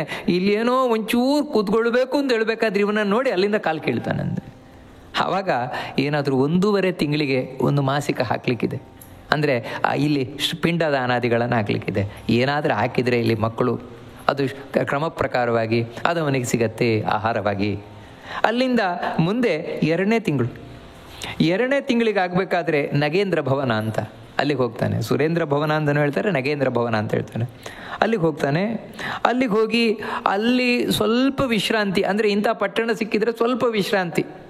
ಇಲ್ಲೇನಾದರೂ ಮಕ್ಕಳು ಪಿಂಡದಾನ ಮಾಡಿದರೆ ಅವನಿಗುಂಟು ತಿನ್ನಲಿಕ್ಕೆ. ಇಲ್ಲ, ಇಲ್ಲಿ ಮಕ್ಕಳು ಏನೂ ಮಾಡಲಿಲ್ಲ, ಆ ಪುಣ್ಯವೂ ಮಾಡಿಲ್ಲ ಅವನು ಅಂತ.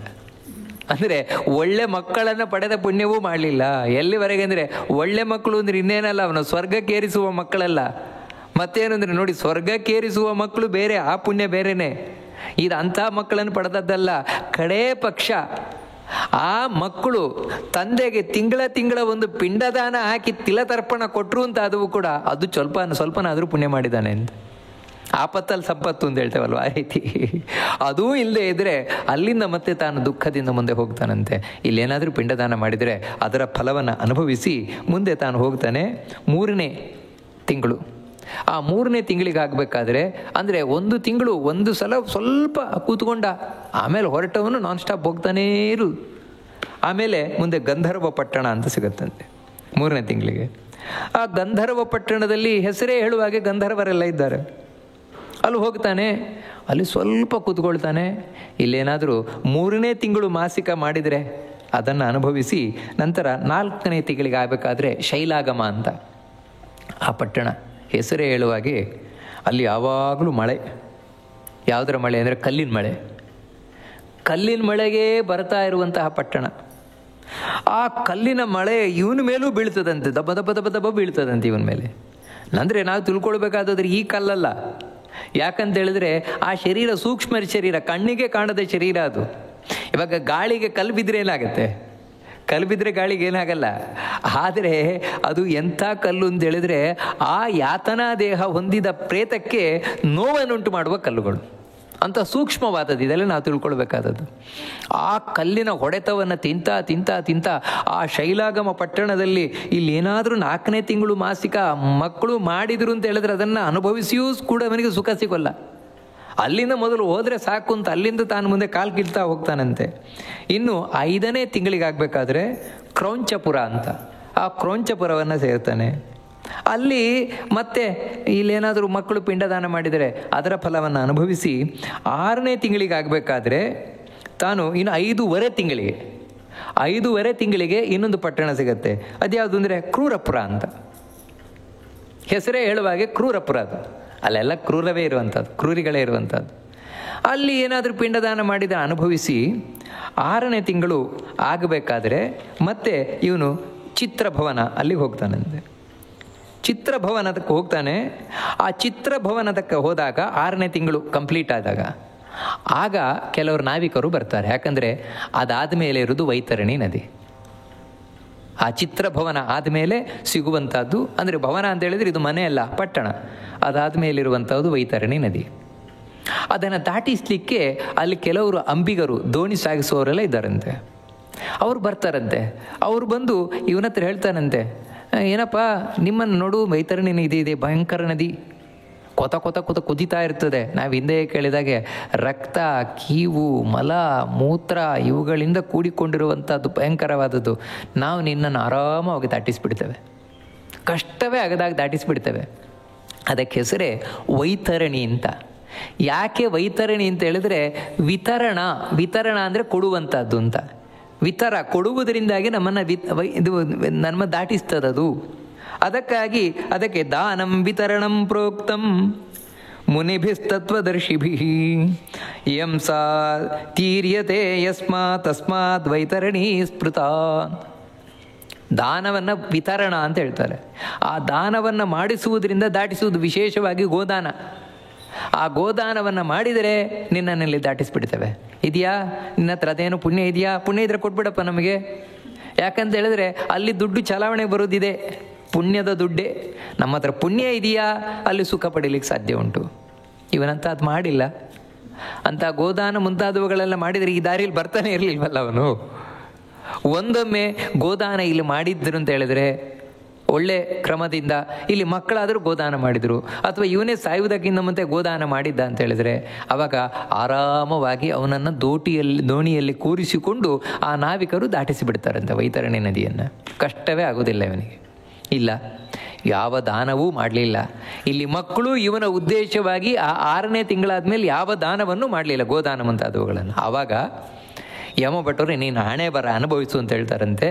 ಹೇಳಿ ತಾವು ಅವನ ಬಾಯಿಗೆ ಇದನ್ನು ಚುಚ್ಚಿ ಅಂತ ಹೇಳಿದರೆ ಸೂಕ್ಷ್ಮವಾದಂತಹ ಆಯುಧ, ಅದನ್ನು ಚುಚ್ಚಿ, ಅಂದರೆ ಲಾಳ ಅಂತೇನು ಹೇಳ್ತೇವೆ, ಅದನ್ನು ಚುಚ್ಚಿ ತಾವು ಮೇಲಿನಿಂದ ಅವನನ್ನು ಹಿಡ್ಕೊಂಡು, ಅಂದರೆ ಅವ್ರ ಮೇಲೆ ಹಗ್ಗ ಹಿಡ್ಕೊಂಡಿರ್ತಾರೆ ಇವರಂತ, ಇವನಿಗೆ ಮಾತ್ರ ಬಾಯಿಗೆ ಚುಚ್ಚಿರ್ತಾರಂತೆ. ಇವನನ್ನು ವೈತರಣಿ ನದಿಯಲ್ಲಿ ಹಾಕಿ ಆಕಾಶದಲ್ಲಿ ಹೋಗ್ತಾ ಇರ್ತಾರಂತೆ. ಇವನು ಆ ವೈತರಣಿ ನದಿಯಲ್ಲಿ ಮಲ, ಮೂತ್ರ, ಕೀವು, ರಕ್ತ ಇವುಗಳಿಂದ ಕೂಡಿ ನಾನಾ ವಿಧವಾದಂತಹ ಮೊಸಳೆ ಮುಂತಾದವುಗಳ ಪ್ರಾಣಿಗಳಿಂದ ಕಚ್ಚಲ್ಪಡ್ತಾ, ಜಿಗಣೆಗಳಿಂದ ಹೀರಲ್ಪಡ್ತಾ, ಕ್ರಿಮಿಗಳಿಂದ ಕಚ್ಚಲ್ಪಡ್ತಾ, ಮೇಲಿನಿಂದ ಕಾಗೆ, ಗೂಬೆ ಮುಂತಾದವುಗಳಿಂದ ಅವುಗಳು ಬಂದು ಕುಕ್ಕುತ್ತಾ ನನಗೆ ಯಾತನೆ ಅಂತ ಹೇಳಿದ್ರೆ ಇದೇ ನರಕ ಯಾತನೆ, ಇದೇ ಒಂದು ನರಕ.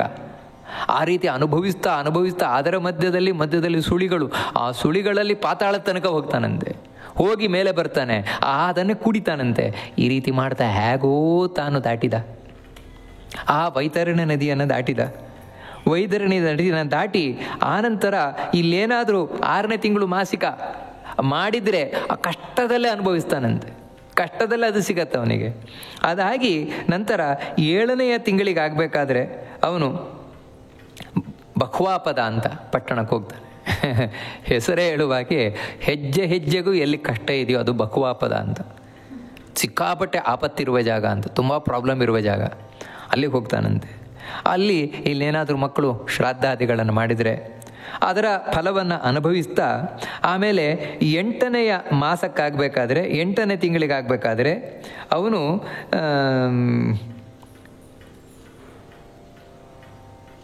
8ನೇ ತಿಂಗಳಿಗಾಗಬೇಕಾದ್ರೆ ದುಃಖದ ಅಂತ ಆ ಪಟ್ಟಣಕ್ಕೆ ಹೋಗ್ತಾನೆ. ಮಾಸ್ಯಷ್ಟಮೇ, ಆ ದುಃಖದ ಅಂತ ಹೆಸರೇ ಹೇಳುವಾಗೆ ಅದು ದುಃಖವನ್ನೇ ಕೊಡಲಿಕ್ಕಿರುವಂತಹ ಪಟ್ಟಣ.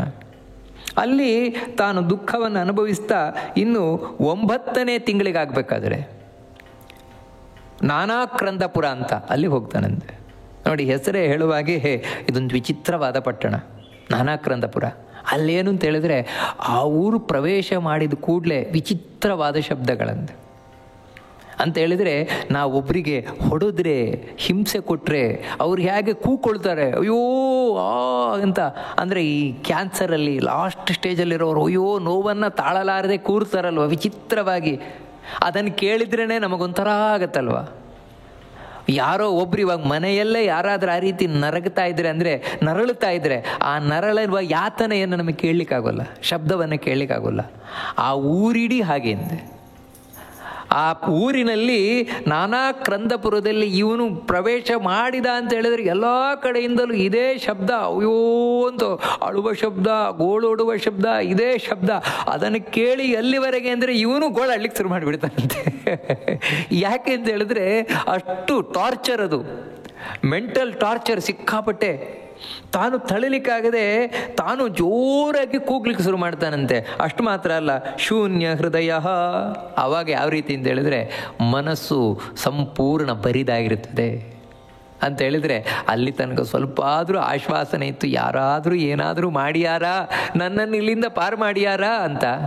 ಆದರೆ ಈಗ ಗೊತ್ತಾಯಿತು, ಆರೂ ಸಂಗಡ ಬಾಗುರಿಲ್ಲ, ಯಾರೂ ಬರೋಲ್ಲ, ನಾನು ಮಾಡಿದ್ದು ನಾನೇ ತಿನ್ನಬೇಕು, ಇದಕ್ಕೆ ಪರಿಹಾರವೂ ಕಾಣ್ತಾ ಇಲ್ಲ ಅಂತ ಹೇಳಿ ಅವಾಗ ತಾನು ಶೂನ್ಯ ಹೃದಯ ಎಲ್ಲ ಮನಸ್ಸು ಗಟ್ಟಿ ಮಾಡಿಕೊಂಡು ತಾನು ಕೂಡ ಅಲ್ಲಿ ಅಳ್ಳಿಕ್ಕೆ ಶುರು ಮಾಡ್ತಾನಂತೆ. ಇಲ್ಲೇನಾದರೂ 9ನೇ ತಿಂಗಳು ಮಾಸಿಕ ಮಾಡಿದರೆ ಮಕ್ಕಳು ಅದರ ಫಲವನ್ನು ಅನುಭವಿಸಿ, ಆನಂತರ ತಾನು 10ನೇ ತಿಂಗಳಿಗಾಗಬೇಕಾದ್ರೆ ಸುತಪ್ತ ಭವನ ಅಂತ ಅಲ್ಲಿ ಹೋಗ್ತಾನಂತೆ. ಅಲ್ಲಿ ಆ ಸುತಪ್ತ ಭವನದಲ್ಲಿ ಹೆಸರೇ ಹೇಳುವಾಗಿ ಬಿಸಿಯಾಗಿರುವ ಪಟ್ಟಣ, ಅದು ಸಿಕ್ಕಾಪಟ್ಟೆ ಅಂತ ಹೇಳಿದ್ರೆ ಸಿಕ್ಕಾಪಟ್ಟೆ ಬಿಸಿಲಲ್ಲಿ. ಅಂತಹ ಬಿಸಿಲಿನಲ್ಲಿ ಒದ್ದಾಡ್ತಾ ಇಲ್ಲೇನಾದರೂ ಮಾಸಿಕವನ್ನು ಮಾಡಿದರೆ ಆ ಮಾಸಿಕದ ಫಲ ಅನುಭವಿಸ್ತಾ, ಯಾಕೆ ಹೇಳೋದು ಅಂತ ಹೇಳಿದ್ರೆ ಮಾಸಿಕ ಫಲ ಅನುಭವಿಸೋದ್ರೆ ಅಷ್ಟೇನಾದರೂ ಚೂರಾದರೂ ಪುಣ್ಯ ಇತ್ತು ಅಂದರೆ 11ನೇ ತಿಂಗಳಿಗೆ ಆಗಬೇಕಾದ್ರೆ ರೌದ್ರಪುರ ಅದನ್ನೊಂದು ತಾನೆ ಹೆಸರೇ ಹೇಳುವಾಗಿ ಭಯಂಕರ ಪಟ್ಟಣ ಅದು. ಅಂದರೆ ಆ ಪಟ್ಟಣವೇ ಕ್ರೂರವಾದ ಪಟ್ಟಣ, ಅದನ್ನು ನೋಡಲಿಕ್ಕೆ ಆಗೋಲ್ಲ ಅಂಥ ಪಟ್ಟಣ. ಯಾಕಂದರೆ ಅಲ್ಲಿರುವವರೆಲ್ಲರೂ ಕ್ರೂರಿಗಳೇ. ಆ ಪಟ್ಟಣದಲ್ಲಿ ಇವನು ಮುಂದೆ ಸಾಗುತ್ತಾ ಇಲ್ಲೇನಾದರೂ ಒಂದು ಪಿಂಡದಾನ ಮಾಡಿದರೆ ಅದರ ಫಲ ಅನುಭವಿಸ್ತಾ 11ನೇ ತಿಂಗಳಿಗಾಗಬೇಕಾದ್ರೆ ಅವನು ಪಯೋವರ್ಷಣ ಅಂತ ಆ ಪಟ್ಟಣಕ್ಕೆ ಹೋಗ್ತಾನಂತೆ. ವಾಸ್ತವಿಕವಾಗಿ ಈ ಪಯೋವರ್ಷಣ ಪಟ್ಟಣದಲ್ಲಿ ಸಿಕ್ಕಾಪಟ್ಟೆ ಮಳೆ, ಅಂದರೆ ಹಿಂದೆ ಕೇಳಿದ್ವಲ್ಲ ಸಿಕ್ಕಾಪಟ್ಟೆ ಬಿಸಿಲು, ಇಲ್ಲಿ ಸಿಕ್ಕಾಪಟ್ಟೆ ಮಳೆ, ಯಾವಾಗಲೂ ಮಳೆ ಬರ್ತಾನೆ ಇರ್ತದಂತೆ. ಆ ಮಳೆಯಲ್ಲಿ ನೆನೆದು ತಾನು ಒದ್ದಾಡ್ತಾ ಇಲ್ಲೇನಾದರೂ 11ನೇ ತಿಂಗಳ ಮಾಸಿಕವನ್ನು ಮಾಡಿದರೆ ಅದರ ಫಲ ಅನುಭವಿಸ್ತಾ ಆಮೇಲೆ 12ನೇ ತಿಂಗಳಿಗೆ ಇವನಾಗಬೇಕಾದ್ರೆ ಶೀತಾಢ್ಯ ಅಂತ ಆ ಪಟ್ಟಣವನ್ನು ಸೇರ್ತಾನಂತೆ. ಅಂತ ಹೇಳಿದ್ರೆ 12ನೇ ತಿಂಗಳಿಗೆ ಅಂದರೆ 1 ವರ್ಷ, ಇಲ್ಲಿಂದ 1 ವರ್ಷದ ಆಗ್ತಾ ಇದೆ. ಶೀತಾಢ್ಯ ಅಂತ ಹೆಸರೇ ಹೇಳುವಾಗೆ ಅಲ್ಲಿ ಸಿಕ್ಕಾಪಟ್ಟೆ ಚಳಿ, -ಸೆಂಟಿಗ್ರೇಡ್ ಅಂತ ಹೇಳ್ತೀವಲ್ವ ಆ ರೀತಿ. ಅಂದರೆ ಒಂದು ಕಡೆ ಸಿಕ್ಕಾಪಟ್ಟೆ ಬಿಸಿಲು, ಇನ್ನೊಂದು ಕಡೆ ಸಿಕ್ಕಾಪಟ್ಟೆ ಮಳೆ, ಇನ್ನೊಂದು ಕಡೆ ಸಿಕ್ಕಾಪಟ್ಟೆ ಚಳಿ. ಎಂಥ ಚಳಿ ಅಂದರೆ ಗಡ ನಡಗುತ್ತಾ 10 ದಿಕ್ಕಿನಲ್ಲಿ ನೋಡ್ತಾನಂತೆ, ಮೇಲೆ ಕೆಳಗೆ ಸುತ್ತ ಮುತ್ತ ಎಲ್ಲ. ಯಾರಾದರೂ ಬರ್ತಾರಾ ನನಗೆ ಕಂಬಳಿ ಕೊಡ್ತಾರಾ ಹೊದ್ಕೊಳ್ಳಿಕ್ಕೆ ಅಂತ. ಪಕ್ಕದಲ್ಲಿದ್ದ ಯಮಭಟರು ಹೇಳ್ತಾರಂತೆ, ಯಾರನ್ನು ನೋಡ್ತಾ ಇದ್ದೀಯಾ, ಯಾರು ಬರ್ತಾರೆ, ಯಾರು ಬರಲ್ಲ, ಯಾಕಂದ್ರೆ ನೀನಂತ ಪುಣ್ಯ ಮಾಡೇ ಇಲ್ಲ ನೀನು ಅಂತ. ಯಾಕಂದರೆ ಇಲ್ಲಿ ಮಕ್ಕಳು ಏನಾದರೂ ಕಂಬಳಿ ದಾನ ಕೊಟ್ಟಿದ್ದಾದರೂ ನಿನಗೆ ಸಿಗ್ತಾ ಇತ್ತು, ಅಂಥ ಪುಣ್ಯ ಮಾಡಿದರೆ ತಾನೆ, ಏನೂ ಮಾಡದೇ ಇರುವವನು ನೀನು ಅನುಭವಿಸು ಅಂತ ಹೇಳಿ ಇವನನ್ನು ಬೈದು ಅಲ್ಲಿಂದ ಕರ್ಕೊಂಡು ಹೋಗ್ತಾರಂತೆ. ಆನಂತರ 12 ತಿಂಗಳು ಸಂಪೂರ್ಣ ಆಯಿತು, 1 ವರ್ಷ ಕಂಪ್ಲೀಟ್ ಆದಮೇಲೆ ಆಮೇಲೆ ಬಹುಭೀತಿಪುರ ಅಂತ ಅಲ್ಲಿಗೆ ಹೋಗ್ತಾನೆ. ಈ ಬಹುಭೀತಿಪುರದಿಂದ ಯಮನ ಪಟ್ಟಣಕ್ಕೆ 44 ಯೋಜನ ಅಷ್ಟೇ ಇರುವಂಥದ್ದು. ಈ ಬಹುಭೀತಿಪುರಕ್ಕೆ ಯಾವಾಗ ಹೋದ ಅವಾಗ ಹಸ್ತಮಾತ್ರಂ ಸಮುತ್ಸೃಜೇತ್. ಇಲ್ಲಿ ಅವನಿಗೆ ಮಕ್ಕಳು ತಾವು ಪಿಂಡದಾನವನ್ನು ಮಾಡಿ ಪ್ರತಿದಿನವೂ ಕೂಡ ಅದನ್ನು ಮುಂದೆ ಹೇಳ್ತಾರೆ, ಒಂದು ದೇಹವನ್ನು ಕೊಡ್ತಾರೆ ಅವನಿಗೆ. ಸತ್ತಾಗ ಅವನಿಗೆ ಬರೀ ಯಾತನಾ ದೇಹ ಹೊರತು ಏನು ಅವನ ಹಸಿವು ಬಾಯಾರಿಕೆಯನ್ನು ನೀಗಿಸಿಕೊಳ್ಳಿಕ್ಕಾಗೋಲ್ಲ ಅವನಿಗೆ. ಅಂದರೆ ತಿನ್ನಲಿಕ್ಕೆ ಉಣ್ಲಿಕ್ಕೆ ಬೇಕಾದ ಶರೀರ ಇಲ್ಲ ಅವನ ಹತ್ರ, ಆ ರೀತಿ ಇರ್ತಾನೆ. ಆದರೆ ಮಕ್ಕಳು ಇಲ್ಲಿ ಅವನಿಗೇನಾದರೂ ಪಿಂಡದಾನಾದಿಗಳನ್ನು ಮಾಡಿದರೆ 10 ದಿನ, ಅದರಿಂದಾಗಿ ಅವನಿಗೊಂದು ಈ ಅಂಗುಷ್ಠ ಗಾತ್ರದ ಶರೀರ ಬಂದಿರ್ತದೆ. ಹಸ್ತ ಮಾತ್ರದ ಶರೀರ, ಅಂದರೆ ಒಂದು ಹಸ್ತದಷ್ಟಿರುವ ಶರೀರ ಬಂದಿರ್ತದೆ. ಅದನ್ನು ಇಟ್ಟುಕೊಂಡು ಈ 1 ವರ್ಷ ಹೋಗ್ತಾ ಇರ್ತಾನೆ ಅವನು. ಅದರಿಂದಾಗಿ ಅವನಿಗೆ ಇನ್ನೇನಾದರೂ ಸ್ವಲ್ಪ ಪಿಂಡದಾನ ಮಾಡಿದರೆ ಅದನ್ನು ತಿನ್ನಲಿಕ್ಕಾಗತ್ತೆ, ಇಲ್ಲಿ ಎಳ್ಳು ತರ್ಪಣ ಕೊಟ್ಟರೆ ಕುಡಿಲಿಕ್ಕಾಗತ್ತೆ. ಇಲ್ಲಿಗೆ ಬಂದ ಮೇಲೆ ಈ ಬಹುಭೀತಿಪುರಕ್ಕೆ ಬಂದ ಕೂಡಲೇ ಅದನ್ನು ಬಿಟ್ಟ, ಆ ದೇಹ ಬಿಟ್ಟ. ಅಂದರೆ ಬಿಡುವುದು ಹಿಡ್ಕೊಳ್ಳೋದು ಇವನ ಕೈಯಲ್ಲಿಲ್ಲ, ಮತ್ತು ಎಲ್ಲ ಕಂಟ್ರೋಲ್ ಮಾಡ್ತಾ ಇದ್ದಾನೆ. ಯಮಲೋಕದಲ್ಲಿ ಕೂತು ಯಮ ಪ್ರತಿಯೊಂದು ಕ್ಷಣದಲ್ಲಿ ಇವನನ್ನು ಕಂಟ್ರೋಲ್ ಮಾಡ್ತಾ ಇರ್ತಾನೆ, ಇವನಿಗೆ ಗೊತ್ತಾಗೋದಿಲ್ಲ ಅಷ್ಟೇ. ಯಾವುದು ಇವಾಗ ಶೀತ ಆಗೋದಾಗಲಿ, ಸಿಕ್ಕಾಪಟ್ಟೆ ಉಷ್ಣ ಆಗೋದಾಗಲಿ, ಸಿಕ್ಕಾಪಟ್ಟೆ ಎಲ್ಲ ಯಮಧರ್ಮನೇ ಕಂಟ್ರೋಲ್ ಮಾಡ್ತಾ ಇರೋದು, ಇವನಿಗೆ ಮಾತ್ರ ಗೊತ್ತಾಗೋದಿಲ್ಲ. ಮತ್ತೇನೆಂದರೆ ಆ ನಂತರ ಇವನಿಗೆ ಬರೀ ಅಂಗುಷ್ಠ ಮಾತ್ರ, ಒಂದು ಅಂಗುಷ್ಠ ಏನಿದೆ ಇವನದ್ದು ಅಂದರೆ ಹೆಬ್ಬೆರಳಿನಷ್ಟೇ ಶರೀರ, ಅಂದರೆ ಹೆಬ್ಬೆರಳೇ ಶರೀರ ಅಲ್ಲ, ಮತ್ತು ಹೆಬ್ಬೆರಳಿನಷ್ಟು ಸೈಜ್ ಆ ಶರೀರ ಉಳ್ಳವನಾಗಿ ತಾನು ಕೇವಲ ಆಕಾಶ ಶರೀರ ಅಂತ ಹೇಳಿದ್ರೆ ಗಾಳಿ ಶರೀರ, ಗಾಳಿಯ ಶರೀರದಿಂದ ಅವನು ಯಾತನಾ ದೇಹ ಅಂತ ಮುಂದೆ ಅವನಿಗೆ ಇನ್ನೊಂದು ದೇಹ. ಯಾವ ರೀತಿ ಜೈಲನ್ನು ಪ್ರವೇಶ ಮಾಡುವುದಕ್ಕಿಂತ ಮುಂದೆ ಯೂನಿಫಾರ್ಮ್ ಕೊಡ್ತಾರಲ್ವ, ಆ ರೀತಿ ಇವನಿಗೆ ಯಾತನಾ ದೇಹ ಅಂತ. ಇದು ಆ ಯಾತನಾ ದೇಹವನ್ನು ತಾನು ಪಡೆದವನಾಗಿ, ಅಂದರೆ ಇನ್ನು ಮುಂದೆ ಅವನಿಗೆ ಕಷ್ಟವೇ ಕಷ್ಟ. ಅದನ್ನು ಅನುಭವಿಸ್ತಾ ತಾನು ಆ ಯಮನ ಪಟ್ಟಣದ ಬಳಿಯನ್ನು ಬರ್ತಾನೆ. ಯಮನ ಪಟ್ಟಣವರ ಪ್ರವೇಶ ಮಾಡ್ತಾನೆ. ಹೇಗೆ ಪ್ರವೇಶ ಮಾಡ್ತಾನೆ ಅದನ್ನು ಮುಂದೆ ತಿಳಿಸ್ಕೊಂಡು ಹೋಗ್ತಾರೆ.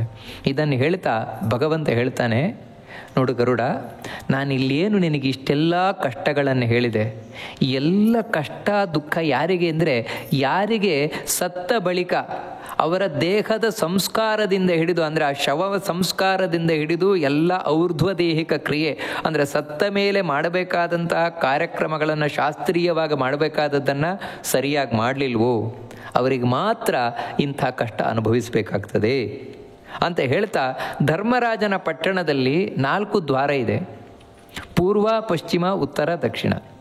ಅದರಲ್ಲಿ ಪೂರ್ವ, ಪಶ್ಚಿಮ, ಉತ್ತರ 3 ಬಾಗಿಲಿನಿಂದ ಪುಣ್ಯಾತ್ಮರೇ ಹೋಗ್ತಾರೆ. ಇನ್ನು ಯಮನ್ಲೋಕ ಅಂತ ಹೇಳಿದ್ಗಳೇ ಪಾಪಿಗಳೇ ಹೋಗೋದು ಅಂತಲ್ಲ, ಯಾಕಂದರೆ ಅಲ್ಲಿ ಪುಣ್ಯಾತ್ಮರು ಹೋಗ್ತಾರೆ. ಅದೇನು ಮುಂದೆ ಹೇಳ್ತಾರೆ ಇಲ್ಲೇ ಗರುಡ ಪುರಾಣದಲ್ಲೇ. ಆದರೆ ಇಲ್ಲಿ ಹೇಳ್ತಾ ಇರುವ ಈ ರೂಟ್ ಏನಿದೆ ಇದು ಎಲ್ಲಿಗೆ ಹೋಗುತ್ತೆ ಅಂತ ಹೇಳಿದ್ರೆ ಯಮನ ಪಟ್ಟಣದ ದಕ್ಷಿಣದ ಬಾಗಿಲಿಗೆ ಹೋಗುತ್ತೆ. ದಕ್ಷಿಣದ ಬಾಗಿಲಿನಲ್ಲೇ ಇರುವಂಥದ್ದು ಯಮ ಮಾರ್ಗ. ಆ ದಕ್ಷಿಣ ಬಾಗಿಲನ್ನು ಪ್ರವೇಶ ಮಾಡಿದರೆ ಒಳಗಿರುವುದೇ ನರಕ. ಅದಕ್ಕೆ ಇವನು ಆ ದಕ್ಷಿಣ ಮಾರ್ಗದಿಂದ ಹೋಗ್ತಾ ಇದ್ದಾನೆ. ಬಹುಭೀತಿಪುರವನ್ನು ಹೊಂದಿ ಅಲ್ಲಿಂದ ಮತ್ತೆ ಯಮನ ಪಟ್ಟಣ ಯಾವ ರೀತಿ ಪ್ರವೇಶ ಮಾಡ್ತಾನೆ, ಇವನು ಪಾಪಿಯೋ ಪುಣ್ಯಾತ್ಮನೋ ಅಂತ ಅಲ್ಲಿ ಹೇಗೆ ನಿರ್ಧರಿಸಲ್ಪಡ್ತದೆ ಅಂದರೆ ನ್ಯಾಯಾಧೀಶರಾಗಿ ಯಮಧರ್ಮ ಹೇಗೆ, ಯಾಕಂದ್ರೆ ಅಲ್ಲೊಂದು ಕೋರ್ಟು ನಡೀತದೆ, ಅದು ಹೇಗೆ ಇದನ್ನೆಲ್ಲ ಮುಂದೆ ವಿವರಿಸ್ಕೊಂಡು ಬರ್ತಾರೆ. ಅದನ್ನು ಮುಂದೆ ನೋಡೋಣ ಅಂತ ಹೇಳ್ತಾ ಈ ಉಪನ್ಯಾಸವನ್ನು ಮಧ್ವಾಂತರ್ಗತ ಭಗವಂತನಿಗೆ ಅರ್ಪಣೆಯನ್ನು ಮಾಡೋಣ. ಶ್ರೀಕೃಷ್ಣ ಅರ್ಪಣಮಸ್ತು.